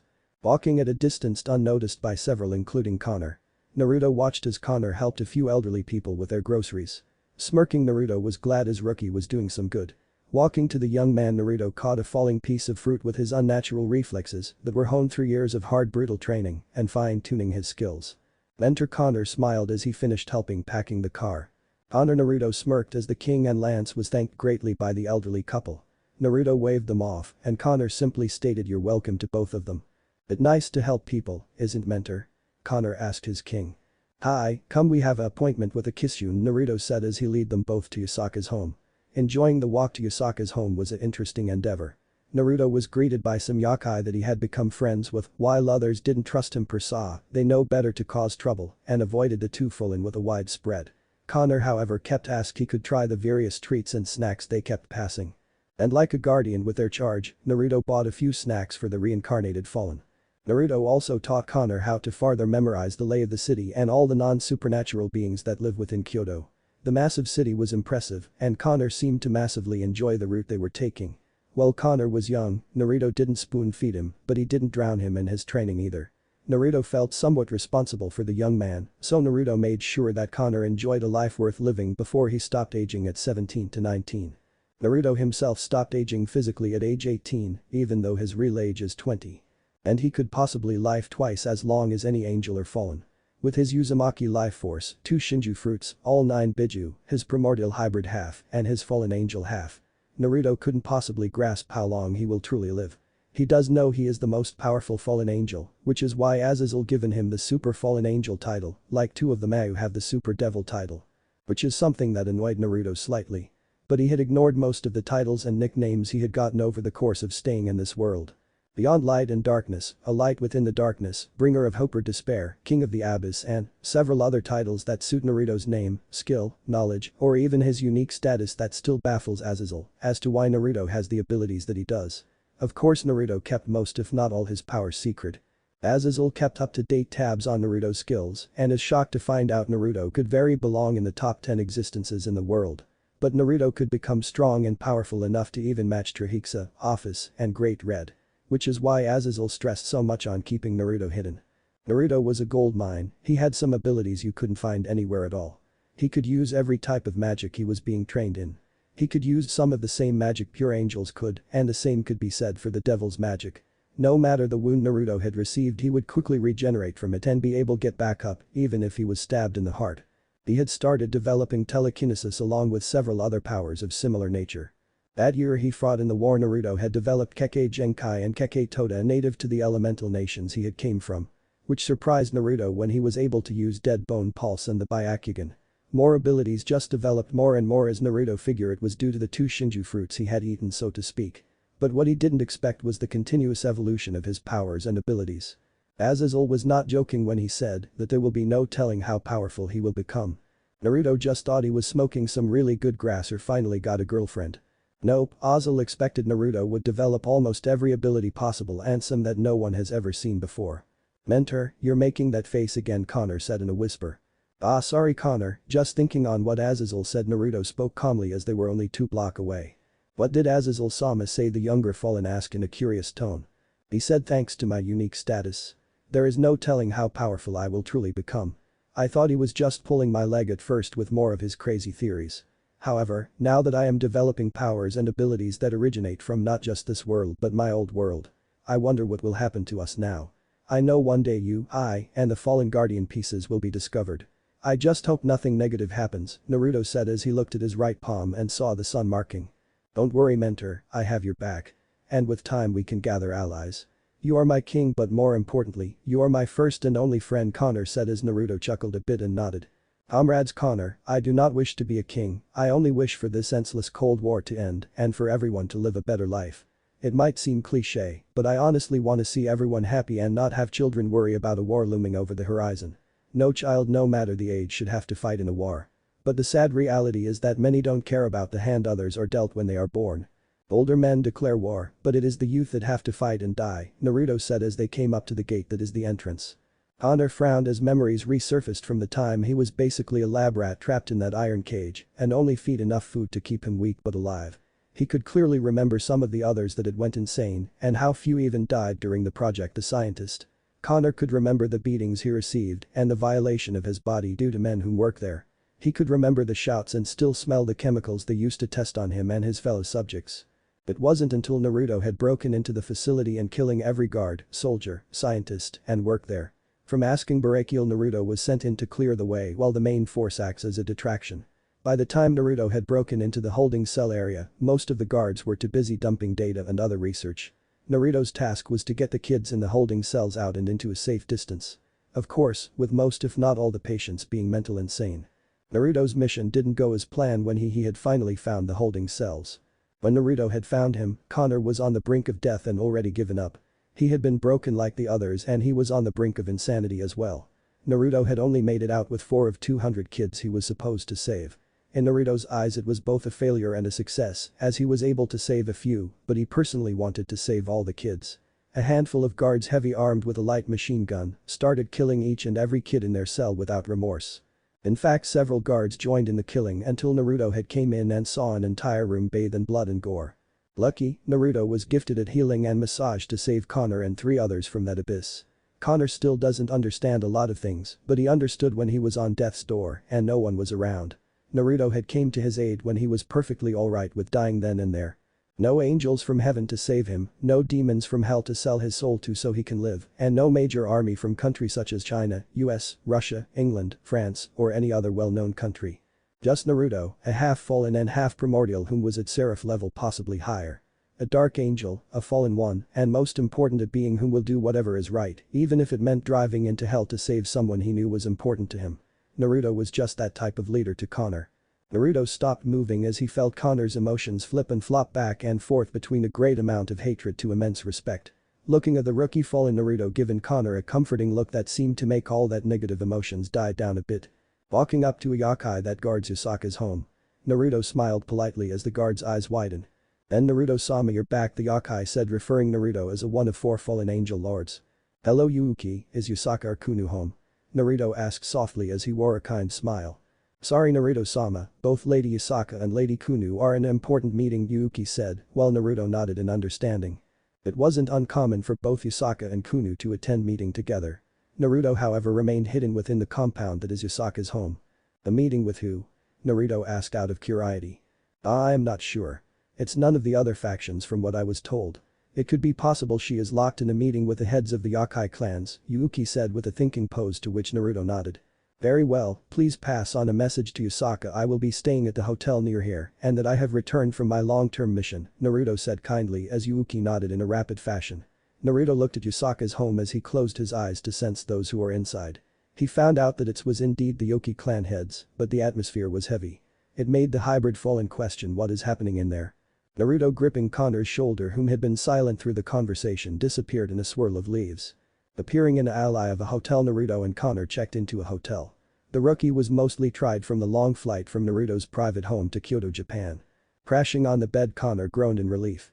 Naruto sat on his bed in a thinking pose. Hey mentor, you been thinking lot lately, is something on your mind? Connor asked as he shifted to look at his king, even though Naruto denies the title. Yes, I have several things on my mind, Connor. But they are for me to worry about. I want you to focus on your training. You still have a ways to go before I send you on solo missions, Naruto said calmly as he laid on the bed relaxing finally. Connor nodded as he still had trouble handling some of the more complex skills or tasks. Simple spells such as the signs that Naruto had taught him were simple enough to learn along with the 3 basic ninjutsu techniques. I see, if I may mentor, how do you handle the killing? Connor asked with a troubled face. Naruto closed his eyes for a moment as he sat up, and with a poof of smoke, Raiju could be seen in its aya. Connor looked at the legendary blade that helped his master slay and kill over 2,000 men and women. Picking up the sword, Naruto admired the beauty of the blade within his hands. The saya of Raiju is a midnight blue color and is a mix of metal and wood holding his sword within his sheath. The sword is longer than a katana and looks somewhat similar to a katana in style and design, though it looks almost like Raiden's sword from Metal Gear Rising: Revengeance. The sword holds no guard yet and somewhat modeled like a Shirasaya sword. The handle itself also looks like Raiden's sword, though the add-on of the Uzumaki clan crest is on both sides of the end of the handle, which Naruto didn't mind. Drawing the sword from its eye, Naruto smiled as Connor is in awe at the light blue taint the blade given off as small bits of lightning arsing along the blade lengthen, giving the blade an aura of danger. The blade is also not curved too greatly. If anything, the blade itself is only ever so slightly curved and sleek, which still allows for the sword to be used just like a normal katana blade, though it will cut though anything like a hot knife though butter. Also, another thing Connor noticed about the sword is that it's giving off a low yet dangerous humming sound, which Naruto knows shows that the blade is vibrating at a high speed. Sliding Raiju back into its eye, Naruto laid the blade on his lap. As you know, this is Raiju, my very own Uzumaki blade. What you do not know that it's indestructible, can never dull or rust, and can cut through anything the blade comes into contact with. Which is why its aya is specially designed to hold Raiju. The day I found this weapon was the day I made a vow in honor of my deceased relative that made Raiju and given me his Uzumaki blade, Death's Phantom. Naruto said as he paused for a bit. Connor's eyes widen a bit, knowing whenever Naruto wields Death's Phantom, he is untouchable and can go through objects. Just like a ghost or phantom, hence the name of the deathly blade. I believe in many codes. I am assassin of the Order of Assassins and former shinobi of Konohagakure no Sado. I trained most of my life in the shinobi and assassin arts. And my core belief is in the hope that killing one individual will lead to the salvation of thousands. I also believe that I fight on the behalf of those who do not possess the abilities, resources, or knowledge to speak out against those who abuse their power. I follow a set of creeds, tenets if you will. They are not my religious beliefs, but a moral code I hold myself to as a living being, Naruto said as Raiju disappeared in a poof of smoke. I cannot teach you how to handle the burden of taking a life. Taking a life is one of the heaviest burdens one can carry. And no matter how much people try to glorify that you're a hero or that you're a soldier, killing is still killing, no matter what you are killing, be it angel, devil, human, or alien. And no matter your religion, background, skin tone, race, or even justified reasons. I am still a murderer and a killer, and nothing will change this fact. The Angles have just as much blood on their hands as the devils do, and nothing can change the amount of blood spilled, Naruto said as he took a serious face. Connor only could shakily nodded as he listened intently. I also believe in free will and freedom of choice. This, in conjunction with moral relativism, are the guiding motives behind my drive for cultural diversity and free will. Assassins like me perceive societal norms and conventions as artificial structures that can hinder one's partiality and lead to prejudices. These false boundaries include but are not limited to national borders, gender, ethnicity, social class, and race. As a result, assassins oppose discrimination of virtually every kind, with physical abuse and slavery being especially abhorrent. Naruto spoke in a wise-like tone as Connor sat down and truly listened to his king. Because of this, I train so hard and work so hard for not just the sake of those around me, but for the betterment of those whom truly need it. If I could do something to help someone or save someone, I am taking that shot no matter how hard or how impossible it might be. Sadly, the world is filled with those who rather do harm than good. They rather wage war and cause bloodshed than treat the sick or help those in need. Such people are the very people I despise and hunt down, Naruto said as leaned back on his guest bed. This world can offer so much more than misery, pain, war, and bloodshed. But remember, Connor, all your choices and actions have a consequence to them. So when you are about to take another life, always remember what have driven you to that action. Cause if you kill someone, you are forever stuck with the burden and weight of that person's life you taken. Never stain your hands with the blood of an innocent. And those you kill, make sure they are more of a monster than you are, Naruto said as he laid back down, and Connor sat in silence for a few moments. After a few moments Naruto heard Connor had went to sleep. Looking at the young man, Naruto felt a small ping of guilt. Connor does not deserve this type of life, he was not meant to be a warrior or soldier. But here he is, training hard day in and day out to become stronger. Naruto could truly say Connor had given everything his all. From training in shinobi and fallen arts and aiding Naruto with his responsibilities. He didn't have to choose this lifestyle as he was free to leave before he was turned into a fallen. He is still free to leave even after he was turned. Meaning while Connor could leave any time, he isn't bound to Naruto like a newly born devil would be to their king. That is a major difference between the evil peerage system and the fallen guardian system. Due to Naruto's Fuinjutsu skill, many of the newly turned fallen won't be able to turn into hideous monsters like some of the rogue devils. Instead of relying on the king of the evil peerage system, a very powerful seal appears on the body of the newly turned fallen. Which is why Connor has that lance in kanji on his body. It's actually a seal keeping the fallen angel essence in check. This way the magical power doesn't turn Connor into a raging monster. This given the newly turned a chance to live a normal life if they wish while having just enough abilities to protect themselves. It's a really complex seal and how the fallen guardian system works, but that is the bare bones of it. It took forever for Naruto to come up with the correct sealing formula for each shogi piece, as no piece had the same sealing formula. This was decrease the chances of someone breaking the seal which is protected by another seal farther, decreasing the chances of the seal being broken by anyone other than Naruto himself. The seal itself will fade away once the newly turned has full control over their magical abilities. But this fading of the seal varies person to person, king to king, and shogi set to shogi set. Naruto being unnaturally more powerful of the four great fallen, has what is called twilight mutation pieces. These pieces hold an additional unknown benefit to the newly turned fallen. For Naruto's set they weren't just given a fallen's magical abilities. But all of his pieces can use chakra very much like Naruto and a chakra network. Which is perfect for Naruto's set as he can train any of his pieces in the shinobi arts. Being the second sage of 6 paths allows Naruto to be connected to his pieces through his chakra and understand each other emotions and thoughts. This small ability of Ninshu is solely found in Naruto's pieces. Azazel has a 2 gold general twilight mutation pieces, but it is unknown what their extra benefit is. Other than each piece unique trait or ability, not much else was added to the fallen guardian system. Connor is a lance piece, meaning on top of his chakra and chakra network benefit that he gets from the twilight mutation piece. He also gets the lance common trait of his body tissue being supernatural dense for added protection. While passive and renders some movement difficult to make. Connor managed to overcome this small limitation with some intense training by Naruto. Connor's supernatural dense tissue allowed him to immune to damage to a degree that allowed him to take a beating others would be crippled from. But however there is downside to this ability. Connor's is notably heavier than his overall size would suggest. He is not completely invulnerable and there is a limit to the punishment he can take. Some of his flexibility and speed was sacrificed for strength and durability. This leading Naruto to teach Connor to be more of an assault type than an assassin type. Connor overcame some of his flexible problems by training with Naruto to become more flexible. His flexibility problem became less of a problem as he advanced in his training. Something Naruto is quite proud in Connor. He couldn't be the boy's father. But he could be a teacher, someone that helps him and has his back no matter how tough things will get. Naruto honestly wondered if it would be enough. He has seen a lot in this world and the elemental nations and he can honestly say that if it wasn't for certain people in his life or the friends he made. He wouldn't be who he is today, nor would have he met Connor, saved thousands of people, and a whole list of other things. Sure being on the fallen side was iffy and annoying due to Azazel, but it was already becoming home now. Closing his eyes and letting his Senjutsu mode take over, Naruto slept in a blissful sleep. Morning. Naruto is walking around Kyoto as he enjoyed the crisp morning that Kyoto always had. Smiling faintly Naruto felt the Yakai whom live in a certain section of the city. He could also sense Usaka and Kunu walking around the city with his passive Senjutsu abilities. Connor had been called back by Barakiel so he could train with a squad of young fallen angels. Also that Barakiel could teach Connor a few things about magic combat. Something that Naruto didn't need since he was able to go against Madara Uchiha in a straight Taijutsu. Well he matched and bested Madara Uchiha in Taijutsu, so he really didn't need any type of hand-to-hand combat training. His Taijutsu skills had only improved as time and more training had been adding to his training regime. But what troubles me is I am developing every single Kekkei Genkai from my world and some abilities only a handful have, Naruto thought with a small frown. He wouldn't be as troubled by it if he had a way to use all the abilities he has. But elements like lava release, steel release, and a few others, he has no way of controlling them at will. Granted, he still have all his father's and mother's books, and they have ton of information on the elemental releases.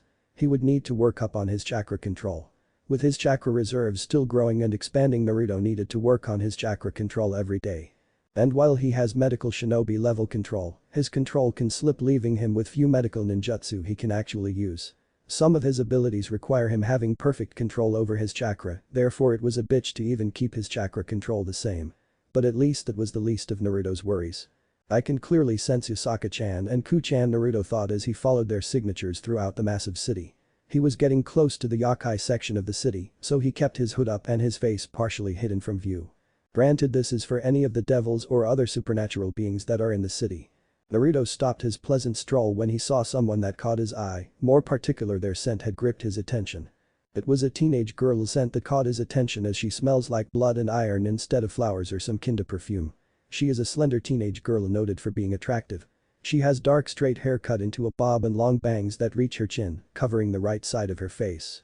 On the outside, she is considered a cute normal girl that one wouldn't suspect to be a supernatural being.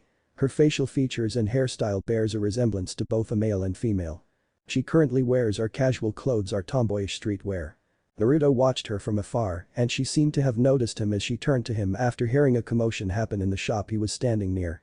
Both the super fallen angel and the unknown female shared a look before Naruto walked into a way.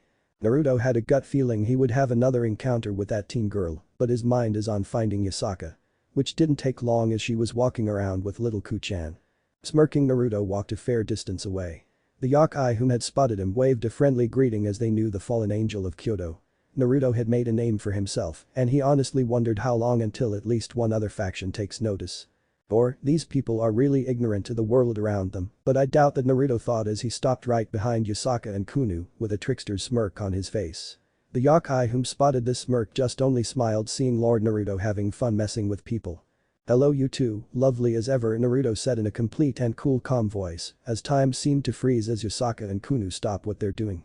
In some kinda horror and slow fashion, both turned to see a handsome fallen angel, Naruto Uzumaki. "Akanai-chan" for Kunu. "Aka Naruto-kun" for Yusaka. "Then Naruto-kun?" Yusaka said in a disbelief tone as tears seemed to form. Kunu just stared at Naruto like he'd grown a second head. "I believe I am the only being in all of existence that is half primordial and half fallen. But yeah, I just oof." Naruto was interrupted by two very happy females. Naruto didn't know whether he was dying a happy man from Yusaka's heavenly bust or the fact Kunu was trying with all her might to crush him in a bear hug. It was both adorable and heartbreaking for Naruto. "And nice to see you both too." But I can't breath," Naruto said in a struggling tone of voice. "Sorry Nai-chan." Kunu quickly got off Naruto and fixed her outfit. Yusaka mirrored this action, though with more grace and skill than a rushed and hurried. Smack. Now Naruto rubbed the back of his head after the three finally returned to Yusaka's home. Kunu hasn't let go of his leg yet. "Do you know how worried I was?" Yusaka shouted with a very angry yet cute expression. "Well, now I knew what it's like to have a worried loving wife," Naruto said before getting smacked across the head again by a blushing Yusaka. "Ow. Yusaka-chan is being mean," Naruto said in a whining tone as Kunu patted his head. Hugging the girl in a dramatic fashion, he held her close. "Oh Ku-chan, I missed you." "Ka-chan is being mean to Tu-chan," Naruto said as Yusaka blushed deepen and Kunu eyes widen and brighten. "Why, you're really going to be my Otu-sama now?" Kunu said with the most innocent and hopeful look ever. If one were to reject this, they would have to commit seppuku and having being tortured for nearly 1,000 lifetimes.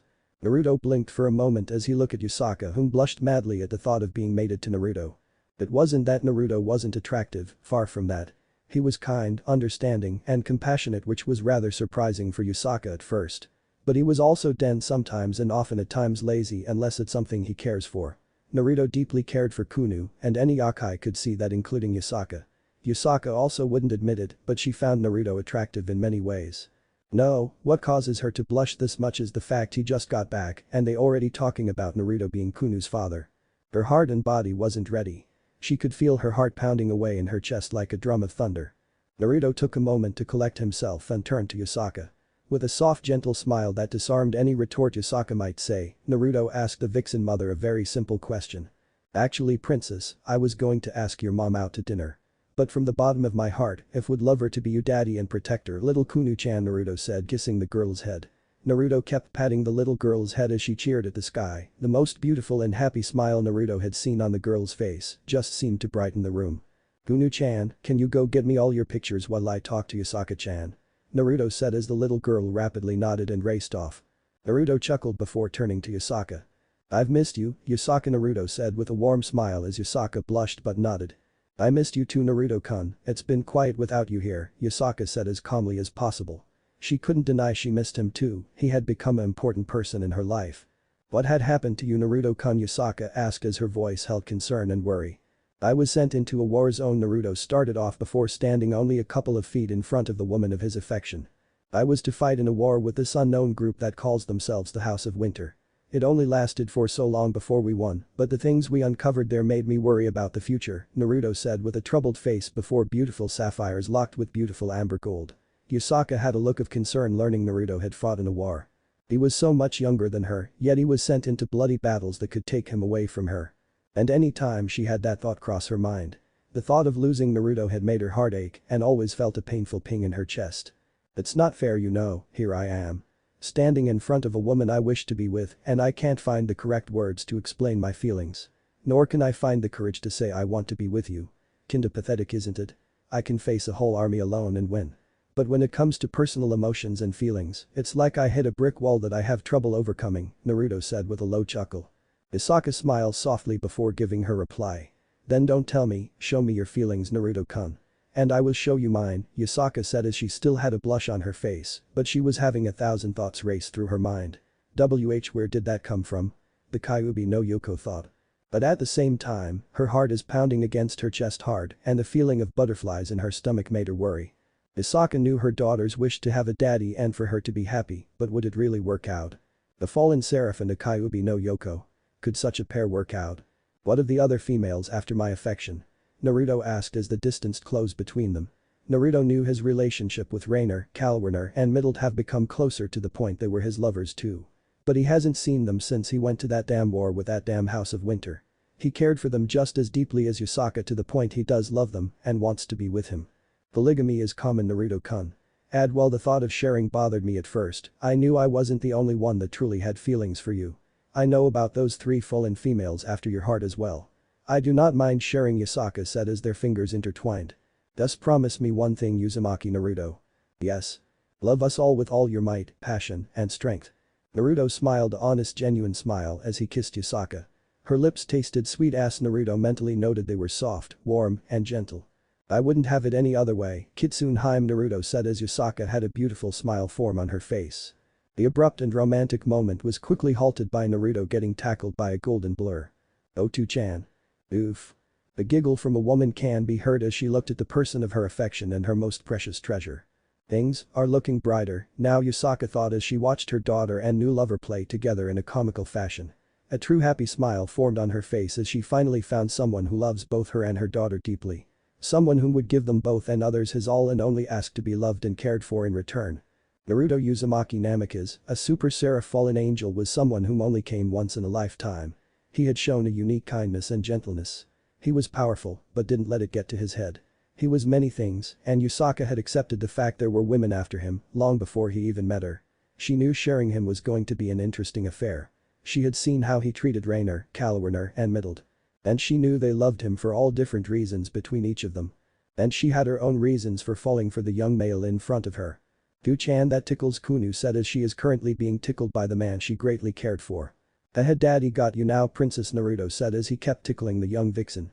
Laughter had filled the once damped home had become brighter and more comfortable. A warmth and joy had filled the 2 female hearts once again. 3 months later. Naruto sat in the living room with a sleeping Kunu in his lap. It was 2 in the morning and Kunu couldn't sleep. They both watched TV till the little one fell asleep. Stretching, Naruto yawned as he looked at the small girl with a smile forming on his face. "It's been 3 months since I became her father," and Yasaka's mate Naruto thought as he shifted the sleeping girl over and covered her up with some warm blankets. It's been an interesting 3 months living with Yasaka and Kunu again. And in these 3 months Naruto could not be any happier. First, he and Yasaka had become closer than they were before. Their first date was an interesting and funny affair as everyone in Kyoto quickly found out Naruto and Yasaka were seeing each other romantically. The relationship had improved at a steady pace, neither moving too fast or going too slow. Each content being near each other and spending time with each other. That haven't gone any farther than kissing and cuddling, though them finally becoming mates will happen. Yusaka knew her heat cycle was coming in soon and Naruto and her will mate if not less than more than a dozen times. And most likely end up with her being pregnant with his child. She knew it was going to happen and Naruto knew it too. But they were not in any form of rushing or worried. Naruto knew that the whole reason this relationship started is because they both liked each other. Like two teenagers, one confessing or asking the person of their affections out on a date. Naruto and Yusaka's relationship started off like that. And these past months they were getting more and more comfortable with each other and spending as much time together as they could. Naruto was still a one of four fallen angel leader and Yusaka was the Kyoto Yakai faction leader. Though Naruto had one advantage over many leaders of this world. He had access to the Kage Bunshin, which effectively lightened his workload greatly. This technique ultimately got a jealous look from his vixen lover as she was stuck doing papers for her faction. Naruto would help, but he isn't a full-fledged Yakai faction member. He was a partial member due to his status of cadre ambassador for the Grigori faction. Grigori in itself has gotten stronger, not having more members, but the quality of their members were better than the angels and devils. Since fallen angels still had some of their angelic powers even after their fall. They can still use some light magic just as much as demonic magic. The same could be even more said for the four great fallen. Naruto, Azazel, Barakiel and Shemhazai had or still retained some of their pure angelic powers even after their fall. Though Naruto never fell himself, Naruto could use some of the same type of magic pure angels could. They could also use several demonic spells and abilities, though they prefer their fallen angel abilities as it's a blend of angelic and demonic. This is what the fallen angels call twilight magic, a unique blend of angelic, light and demonic, dark magic. Well, it should be noted only Azazel himself along with Naruto had truly mastered and perfectly balanced both demonic and angelic magic in their own unique ways. It's also this magic that allowed fallen angels to harm both devil and pure angel alike, as the fallen were the only currently known race that can possibly demonic magic and angelic magic into a new form of magic that exists between light and dark. Azazel had practiced this type of magic for hundreds of years, continuous refinement and hard training made him the most experienced in this branch of magic. Naruto had mastered twilight magic thanks to his mastery of yin-yang release, Onmumton, which is just another form for light and darkness. Different region of the world, same element. Yin being darkness and yang being light, though when Naruto combined these two, he has the power to create anything he wishes. And while yin-yang release doesn't seem like it should be similar to twilight magic, it was thanks to his mastery over yin-yang release Naruto was able to have used demonic magic and angelic magic so easy from the beginning. It was only a matter of him gaining control over his magical abilities that made this a hassle. Which his control over his magical power has improved over these 3 months. Getting back to training was refreshing, and he even helped Kunu-chan with her training in areas he knew that he could help her in. But sadly Naruto was not a Kyuubi Yakai, so he didn't know Kuonu's full potential. Naruto simply trained Kuonu in tactics, a style and fighting, and refining her to jutsu so she wouldn't be so defenseless without a weapon. Granted she had her foxfire which she inherited from her mother. But ultimately the makeshift family had become close. Kunu was now calling Naruto Otu-chan more and more. And Yusaka took a shine calling Naruto darling, which made the hybrid chuckle a bit. He was really happy and loved Kuonu and Yusaka. His relationships with Rainer, Kalwerner and Middle had just started as of a couple weeks ago. The three fallen females were really happy. So happy they cried for the first time since forever. They finally were with a man they liked love. They would spend every waking moment talking to Yusaka or Naruto, becoming more and more part of the family. Naruto had taken them on dates before. Though unlike Yusaka, the three fallen lovers of his didn't want to wait to have sex with Naruto. Of course they were lustful women, something Naruto noted whenever he first met them. Many women would have looks of lust if Naruto ever took off his Kakashi-like face mask. And seeing as Naruto wears that mask most of the time, it should stand to reason why he still likes pulling pranks with that mask. Kunu moaned in her sleep as the little Vex turned over to her belly, making Naruto smile how cute she is. Even though she was young, Kunu was just a child, and that child happens to call Naruto Otu-chan. Best idol ever in my opinion. I think I understand how my own father felt when he heard he was going to be a dad. I never felt such joy before. I had relationships yes, but not one of them made me feel this complete. I swear on my father's, mother's, and clan's grave I would protect my family no matter the cost. Even if I had to risk everything in order to do so, Naruto thought as he picked up the small child and carried her to her room. Naruto raised an eyebrow when he saw the state of Kunu's room. Note, tell Ku-chan to clean her room, Naruto mentally noted as he laid down the girl and covered her up. Quietly leaving the room, Naruto stopped by his and Yusaka's room and saw his mate sleeping peacefully. Smiling, Naruto closed his eyes and felt a dark aura coming from the garden. Narrowing his eyes, Naruto knew the current Mao Lucifer sent his lover a request for a peace agreement. She had accepted the meeting, but the peace treaty between the factions wasn't solidified like Grigori and Kyoto Yakai faction. And it wouldn't be for another 3 months till the meeting took place. So why is there a devil here? But this devil felt different. She or he has ninjutsu capabilities and she only feels like a half-devil. She feels like half-cat or something. Could it be a Nekomata Yakai? Naruto thought. Snapping his fingers, Naruto's battle gear and armor appeared on his body instead of his casual clothing. His entire look and appearance had changed with a simple spell that anyone can master, as long they have magical potential. I love magic sometimes, Naruto thought with a smile as he made his way to a garden. Naruto had his waist-length hair in a low ponytail as his vibrant silver shaggy spiky hair seems to shine with a healthy glow. 2 bangs framing his face much like his father Minato, though his hair was a bit less spiky. 3 scar-like lines go across his face like whiskers, with 3 on each cheek. Naruto's sharp sapphire crystal blue eyes lack a pupil and sparkled like stars in the night sky. His skin tone is a healthy tan, suggesting he spent a lot of time out in the sun. His angled face and body has become more on par with Adonis or better as he has no baby fat and is mostly lean chiseled muscle like a swimmer's body. Naruto trained his body to be built for speed, endurance, agility, strength, and flexibly. He then had on a black skin-tight Anbu shirt that showed every curve of his chiseled chest without leaving anything to the imagination. Though the skin-tight Anbu shirt had one special feature on his all of his others one. This shirt was hard and tough like diamond yet lighter and doesn't restrict any of his movement. Around his neck hangs his Assassin Creed symbol, Hashirama's necklace, and an amulet locket. Black combat boots that come up to his lower calf, these boots are armored with hardened leather and looks very much like the boots Alter used. For pants, Naruto got Anbu black cargo pants to maximize the amount of items he can carry. The pants were also tucked into his boots so they wouldn't get caught in any unknown traps. Over Naruto's skin-tight Anbu shirt, Naruto had on a long-sleeved black thermal shirt, over that Naruto had on a thin cotton V-neck midnight blue shirt. For the finishing touches, Naruto has on a cloak he has been wearing, only he modified it a bit. He removed the sleeves of the cloak to lighten the weight a bit as he will be weighted down by armor. The cloak Naruto has on is a dark faded bluish gray, along with a dark gray Anbu grade chest armor that is tied around his whole torso, hugging him tightly as the cloak remains under the leather armor. Naruto then ties a crimson silk cloth around his waist and ties it with the excess flowing down on his right side. He takes 3 black leather belts and attaches them at different angles. One belt holds his tomahawk and tanto, another holds 20 throwing knives, and the last holds his shuriken pouch with 3 other scrolls, with each scroll being a different color. Naruto then takes several of his own explosive tags, smoke bombs, rope darts, poison darts, anything he can carry on his person. He then straps Death's Phantom onto his back along with Raiju his own Uzumaki blade. Putting on his Anbu bracer's armor with the hidden blades attached to the set armor. As a precaution, Naruto puts on fingerless black gloves that are studded at the knuckles. He is currently wearing a face mask that hides the lower half of his face, much Kakashi whom taught him Chidori. In his left hand was his bow, the sage bow he has owned for years and had several different types of arrows. But instead of his custom-made shinobi arrows, he figured out he could make twilight arrows and basically save his more specialized arrows for his shinobi or assassin-related missions. Disappearing in a Shinshin, Naruto appear on top of the roof and made a few hand signs. Karigakur no Jutsu, Naruto muttered as a large area of Yasaka's home and the surrounding area was covered in a rapidly thick mist.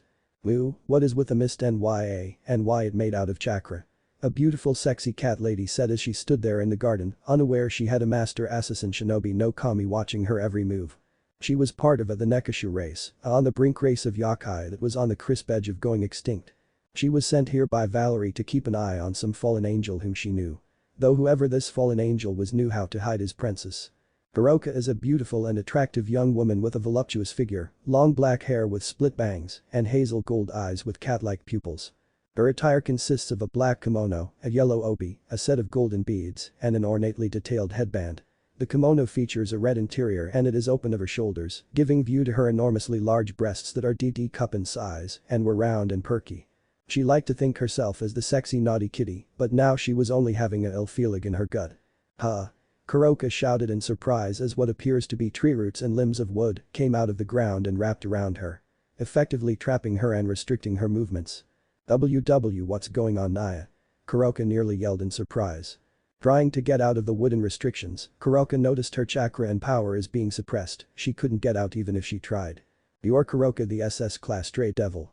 From what I heard, you killed your master out of going mad from using senjutsu. That is clearly not the case. A male voice spoke softly throughout the mist. Kuroka's eyes widened as she fanatically looked around for the source of the voice and only found nothing. Her movements are restricted and she is completely at this person's mercy. How powerful is this guy? Kuroka thought as she was currently terrified. She never encountered someone who can use this type of magic. And what kind of magic is this anyway? Nature magic. No, it has chakra coursing through it, so it's not magic, Kuroka thought, observing the limbs that entrapped her. I see, so that's what happened. You killed your former master to protect your sister Shirin, the male voice spoke as Naruto shook his head. How do you know that? Kuroka said in a barely nervous voice. Oh, I read your mind.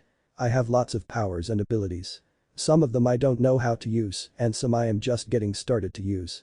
You'll have to excuse me, I am not adept in all my abilities. Currently, the male voice spoken honestly as the mist started to slowly dissipate.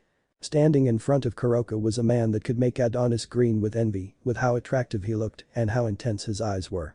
Kuroka had to fight a blush from appearing on her cheeks.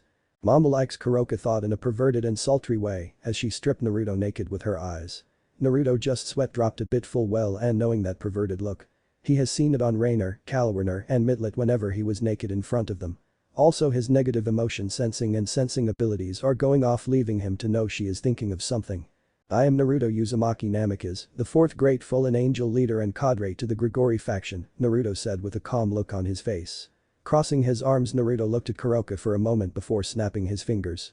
The vines and wooden-like limbs freed Kuroka. Why did Valerie send you to watch me? Naruto said, letting the woman state her claim. I thought you already knew, Kuroka said as ever instinct in her told her not to piss of the man in front of her. Even though she could tell he is powerful, how powerful she wasn't aware of. But she was also slightly turned on, a hot guy plus him being powerful is an ace in her book. She can't see his wings, so she didn't know how powerful he really was. But he is a fallen angel leader, so either he has only 10 wings or 12. She really hoped he had 10. I only read a summary of your total memories, the ones with strong emotions attached to them. I didn't want your whole life story, that is your story to tell. Now, what does Valerie want with me? She could have called my cell phone, Naruto said perfectly calm. Kuroka given Naruto a flirty smirk as she swayed her hips in a suggestive way, all the while having a lustful smile. Well, how about a trade then, handsome? You want information and I want something in return, Kuroka said as she touched Naruto's cheek, stroking it softly. And that being, Naruto said in an even tone of voice, not showing any reaction. He was ready to channel chakra into his eyes or whip out his chakra chains in case this becomes out of hand. He didn't want to wake the girls, but he couldn't risk their safety either. They're powerful, I can feel it. I want strong children to bring back my race so we don't die out. How about it? You get to fuck a sexy and willing naughty kitty, and you get the information you seek, Kuroka said as she teased Naruto with a view of her large cleavage. Though Naruto wasn't easily swayed by the view of massive breasts. Well, tempting, Naruto said as he leaned in close to Kuroka, his eyes shifting to his fully mature Sharingan. Fucking you into submission is very tempting, Naruto spoke in a husky tone, making Kuroka shiver a bit at the primal desire hidden behind that voice. The thought of being fucked into submission by this man turned her on greatly for some reason. I rather get to know this beautiful woman and be part of my children's lives, so I must decline your original offer. You are too beautiful and amazing to throw your body away like that, Kuroka-chan, Naruto said in a soft and gentle voice as Kuroka went into a trance-like state while listening to Naruto's words. A full-blown blush spread across her face. The Sharingan was doing an excellent job of keeping Kuroka distracted as Naruto secretly placed a Fuinjutsu seal on her right inner thigh.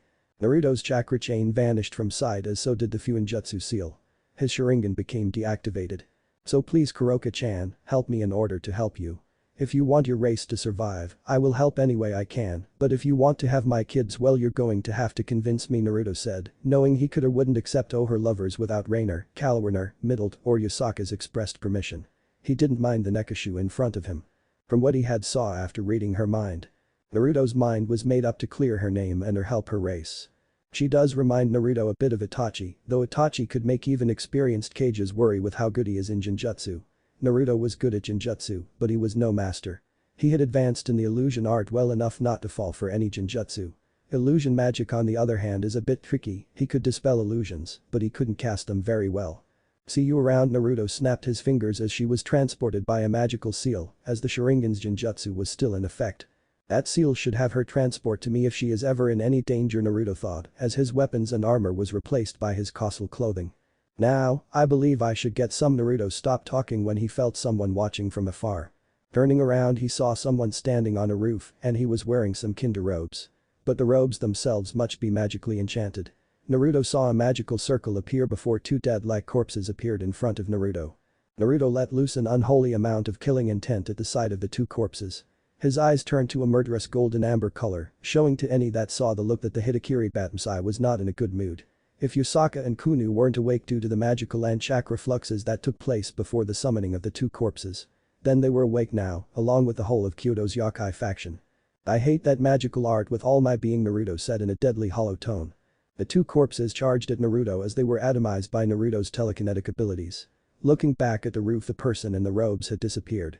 "A distraction, huh? Fine, but you better hope I don't catch your scent." Naruto narrowed his eyes. "Koi." Yusaka ran to Naruto as she smelled blood in the air. Hugging Naruto, the master assassin hugged his lover back. "Sorry I woke you," Naruto apologizes. "What happened?" Yusaka asked as Kuonu came out and hugged both Naruto and Yusaka.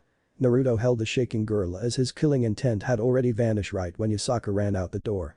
Naruto patted Kunu, trying to calm her down and let her know everything was alright. "I shouldn't let my killing intent loose like that, damn it." Naruto mentally kicked himself. No one, not even Azazel, was able to withstand the full wrath of Naruto's killing intent. He restricted Naruto from fighting a lot, which was the reason he did mostly elimination missions of rogue devils. Naruto well can play a calm and cool collected person. There are 4 things that can set him off like that. Necromancy and Ito Tensei were 2 techniques that would be a one-way ticket to Naruto becoming something worse than the 4 housemen combined. Sighing and taking a deep breath, Naruto given his girlfriend a apologetic look. "I sensed someone in the garden and found out that it was Kuroka, the SS rank stray devil," Naruto said as he kept Kunu close. Yusaka's eyes widened a bit hearing that the stray cat was so close to her home. She internally became worried. If Naruto wasn't there, they would have been sitting ducks. "It wasn't till after I sent her away that I felt someone watching. A person in robes summoned 2 corpses and had them attack me as a distraction. When I saw those 2 corpses, I let loose my killing intent out of rage and anger. I knew he was using necromancy, and I hate anything that disturbed the dead." Naruto had a mini flashback play in his mind of the 4th Shinobi War. He ended up having to fight his brought fully back to life parents and kill them both. As they were being controlled and wouldn't stop till he had died. He could have freed them if he had more time, but he didn't. He had to swiftly kill them and go straight for a weakened Obito in order to free the Biju before Madara came into the battlefield. He could possibly beat Madara and Obito separate together. No, he was strong, but he wasn't strong enough to deal with controlled Biju, Obito, and Madara at the same time. It was either lose the war or kill his parent. Naruto blinked in surprise as he felt Yusaka's hand on his cheek as she brushed away a tear. "No more Narukoi, the past you had is behind you. Please look forward, I don't want to lose you," Yusaka said as Naruto given the woman a soft loving smile. The family hugged each other. Naruto kissed both girls on the head, vowing to make sure they are kept safe. "Go on ahead, I will join you in bed shortly," Naruto said as his 12 pitch black colored wings and took to the air under illusion spell. Flying at supersonic speeds, Naruto arrived at Azazel's house, hearing him argue with Valerie once more about her being careful. Naruto shook his head as he descended into the house. Channeling chakra to his eyes, Naruto's eyes turned into a deep red with 3 tomo spinning slowly. Soon the Sharingan begun to morph into his Iron no Manjicum Sharingan. It took the shape of a Mitsutomo, as the black part of his Iron no Manjicum Sharingan formed the black-like throwing Goliath part of the eye. Phasing through the building like some kind of phantom. Naruto used one of his Iron no Manjicum Sharingan to enter rather easy. His eyes shifted back to the normal-looking Sharingan with 3 tomo as Naruto walked towards the kitchen. He could smell his fallen lovers Rainer, Kalwarner, and Middleton in the kitchen. Most likely back from a mission, Naruto thought as he peeked from the staircase. "I told you, old crow, I can take care of myself," a beautiful silver-haired girl yelled. Her breast bounced with her movement and her figure could only be described as more than supermodel worthy. "Vale. I told you time and time again, do not engage in any reckless violence," Azazel yelled back as the leader of the Fallen had trouble handling the girl he saw as a daughter. Rainer, Kalwarner, and Middleton stayed out of this argument. Their minds off on different things, but they involved the same man whom accepted them into his life as lovers. "That's enough, Valerie," Azazel, Naruto said in firm, more neutral tone. His comment surprised everyone in the room, including the more experienced Fallen whom didn't sense his student's son at all. Even his magic is suppressed even though all of Naruto's wings are currently out. Folding up his wings, Naruto looked at his girls and smiled kindly as they all smiled back. "Damn it, Naruto, stop using Kamui," Azazel said with an annoyance to his tone. "Stop leaving you house so open," Naruto deadpan. "Hi Koi," Rainer said as she rushed to his side and kissed his lips softly. Rainer melted into the kiss, slightly moaning at the warmth and sweetness of Naruto's lips. She wouldn't trade anything for feel wanted and loved. Naruto smiled as he broke the kiss. Only to have Kalawarner and Middle kiss him too, which he returned with warmth and comfort. "Hi girls," Naruto said with a soft gentle look to his eyes. The three girls all smiled and cuddled with their lover. Azazel's eye twitched as Valerie looked up, emotions racing through her face. Gently letting his lovers off himself, Naruto sat at the table as Azazel sighed and sat down with Naruto. Valerie and the other girls stood off to the side. While they are powerful in their own rights, they still had more room to grow and become even stronger. Plus, as the two leaders of Grigori, it was important to only listen and take notes. Under Azazel and Naruto's guidance is the reason they become so strong in the first place. It stood to reason the two leaders were the strongest of the Grigori faction.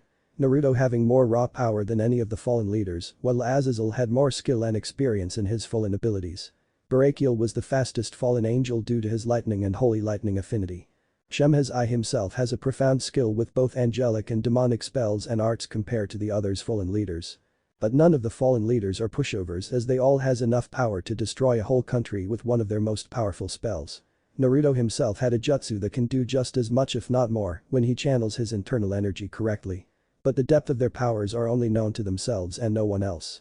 "Naruto, what brings you home?" Azazel said with a light tone.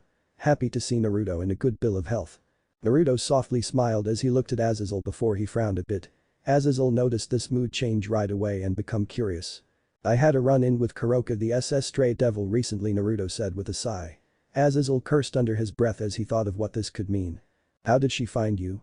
"Senjutsu most likely. Well, I can hide my presence from nearly anyone or anything. Senjutsu users can still find me rather easy." "She didn't match the profile the devils made her sound to be," Naruto said, crossing his arms. Azazel nodded before looking at Naruto for a bit. "That's not all, is there?" Azazel asked with a heavy serious tone. "No, the current Mo will be meeting with Yasaka Haim within 3 months' time. No doubt he already heard about the rumors about me," Naruto said, crossing his arms. Naruto felt his fallen lovers walk close to him, giving him their silent support. "Damn it, Surzich's you curiosity is going to kill you one day, okay, Naruto, here is what you need to do. What you need to do is only reveal yourself if you have no other choice. And learn about why, where, and how Kuroka has been so well hidden from the world. Until then, don't move unless something forces you to. I will try and come up with a cover story for you in the meantime. You past and where you are really from must remain close to the chest," Azazel said as Naruto nodded. Standing up, Naruto kissed his three fallen lovers before disappearing in a vortex of distorted time and space.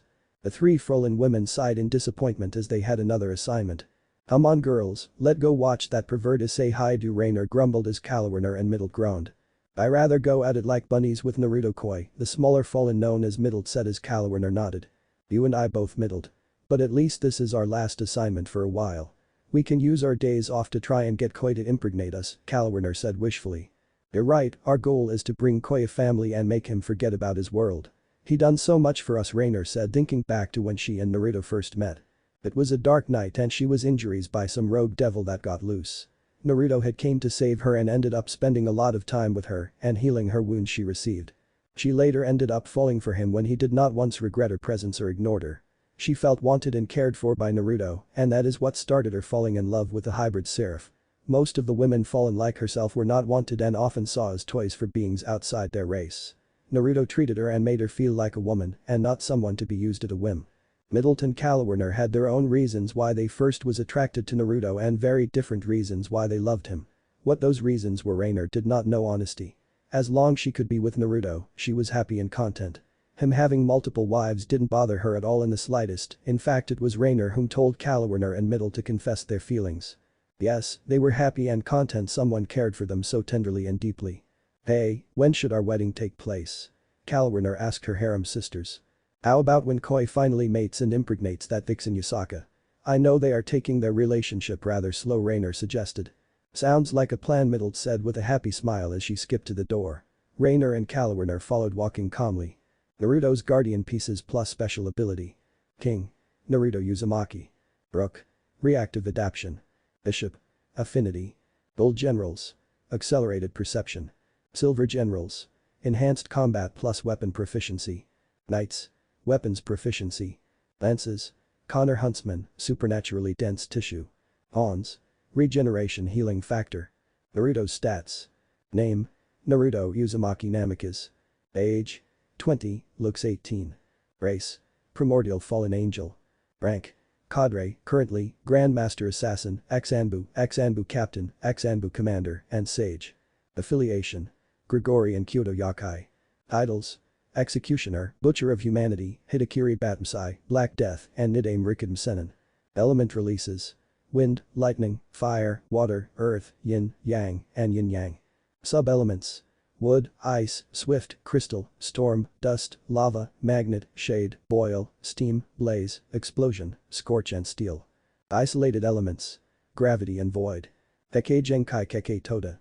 Rin Sharingan, EMS, Byakugan, Tensugan, Mokuton, Hyoten, Futon, Imton, Ranton, Jinton, Dust Release, Bakuten, Shakuton, Jiton, Shmton, Kumton, Jinton, Swift Release, Miton, Shikatsunyaku, Eagle Vision, and Ancestor Memory.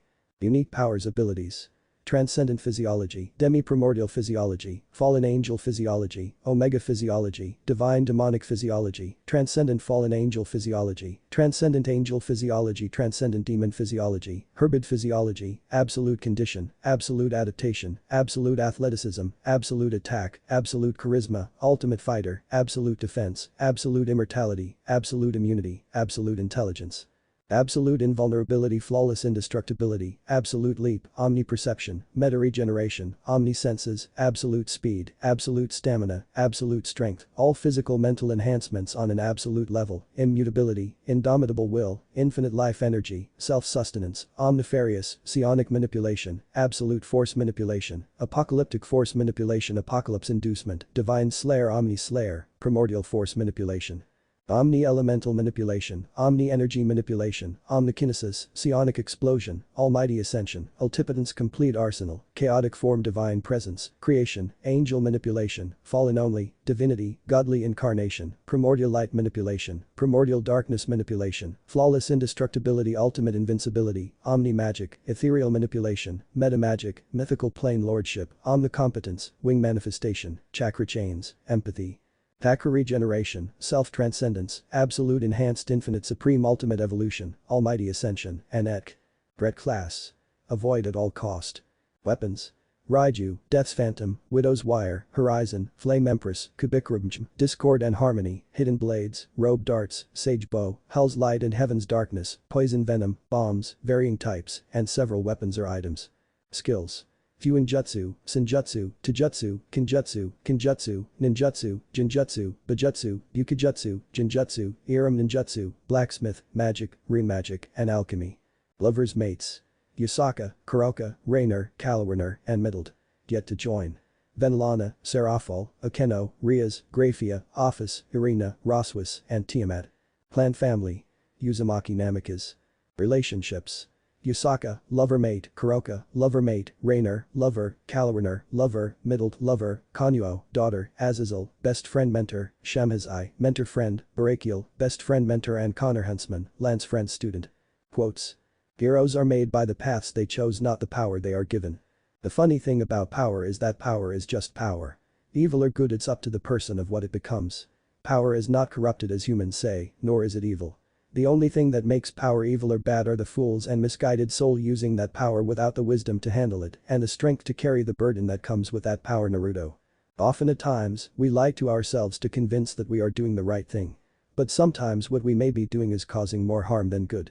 In the end, we all are our own monsters we lock away when we should embrace that side of us. Instead of running, embrace your fears and let it. We all are equal until race disconnects us, religion separates us, politics divides us, and wealth classifies us. Naruto to the 3 leaders. What if Naruto, son of Azazel High School DxD? End here, and thanks for watching my video till the end.